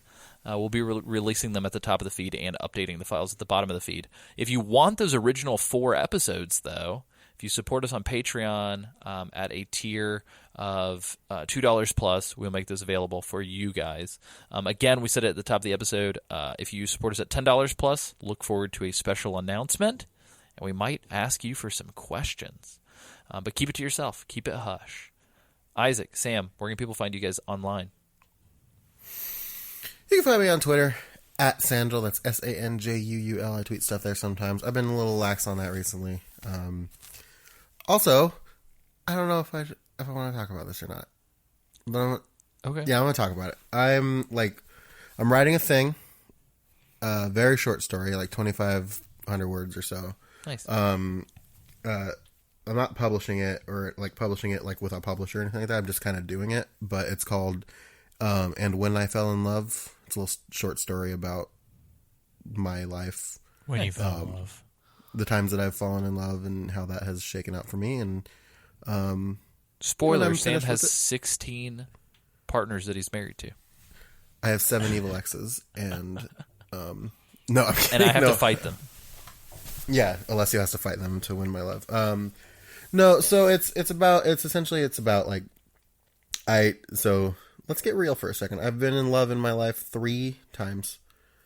And I'm writing about how I felt in those moments and how they affected me in different ways. And when I'm done with it, those 3 are James, Isaac, and Alessio. Yep, that's very true. and when I'm finished with them, I'm going to probably just post it up, and if you want to read it, that'd be cool. And I'll let you guys know when I post it. That's awesome. Thank you, Sam. Follow Sanjul on Twitter for that news if you don't want to wait for the podcast. I appreciate you making yourself vulnerable like that for the listeners. Hey. Yeah. Isaac, what are you doing to express your heart to the listeners? I'm going to be writing a song. Oh. Ooh. IsaacLim.com. Isaac should just end every podcast with I'm writing a song and then just linking to that website. This guy's gonna get this other Isaac Lim is gonna get a weird contingent of fans he doesn't know where they came from. Oh my god, they're like, oh, when are you gonna put out a song about fumbling in the dark? It's like, now I could. guess. And it's a Christian site, fumbling in the dark with Jesus. Jesus. Oh my god. No, I'm not really doing anything. Sorry. Yikes. Isaac hates you all. Wow. But you can find me on Twitter. Doesn't have a twit. When are you gonna tweet again, Isaac? I think I might have lost my password. Oh my god. There's a button that's called forgot password. You can click on it. Oh, you know what we should do? We should totally do a raffle to where once a month one of the $10 patrons gets access to Isaac's Twitter account. Oh, to dictate a tweet? And then we just give them the login credentials for a day. Oh. and then we just change the password on them. What if they change the password on us? Well, we have the recovery email.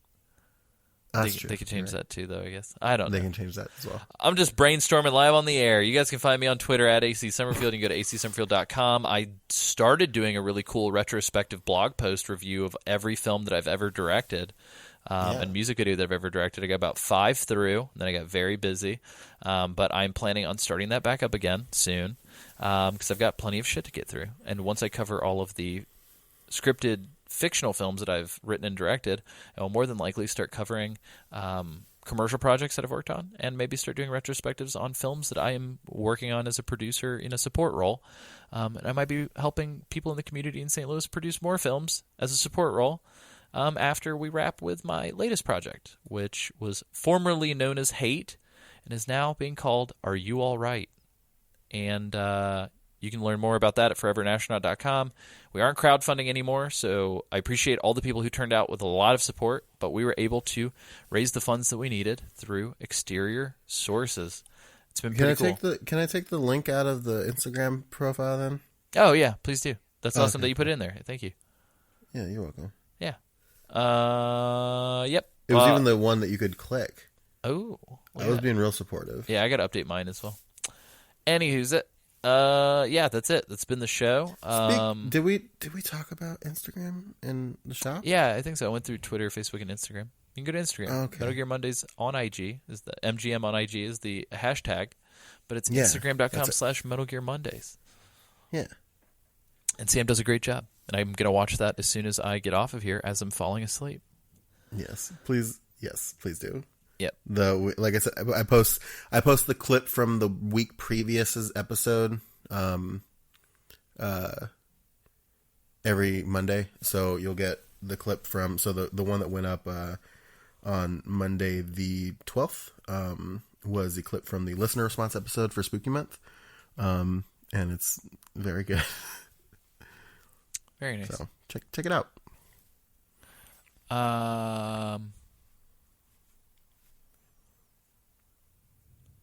What Box. So vampires, right? When they go to bed, they go into coffins. But what coffins are essentially they're people shaped things. But what are they? What are they though? I think like it's a container you can put a person in. Right? Does that have something to do with 2/15/24? What? The 2nd, the 15th, and the 24th letter of the alphabet. Does it have something to do with that? Yes. Isaac, complete the sentence. Famous Nirvana song, heart-shaped blank. Is it just a 2/15/24? Yeah, it's just a 2/15/24. You nailed it. That was great. I appreciate that.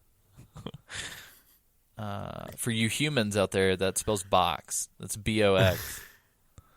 It's just a box. We are fucking running low on these. I don't know what to do anymore. If you have ideas for how to close the show, please send us a tweet at Metal Gear Monday. Wait. All right, bye. Just a box.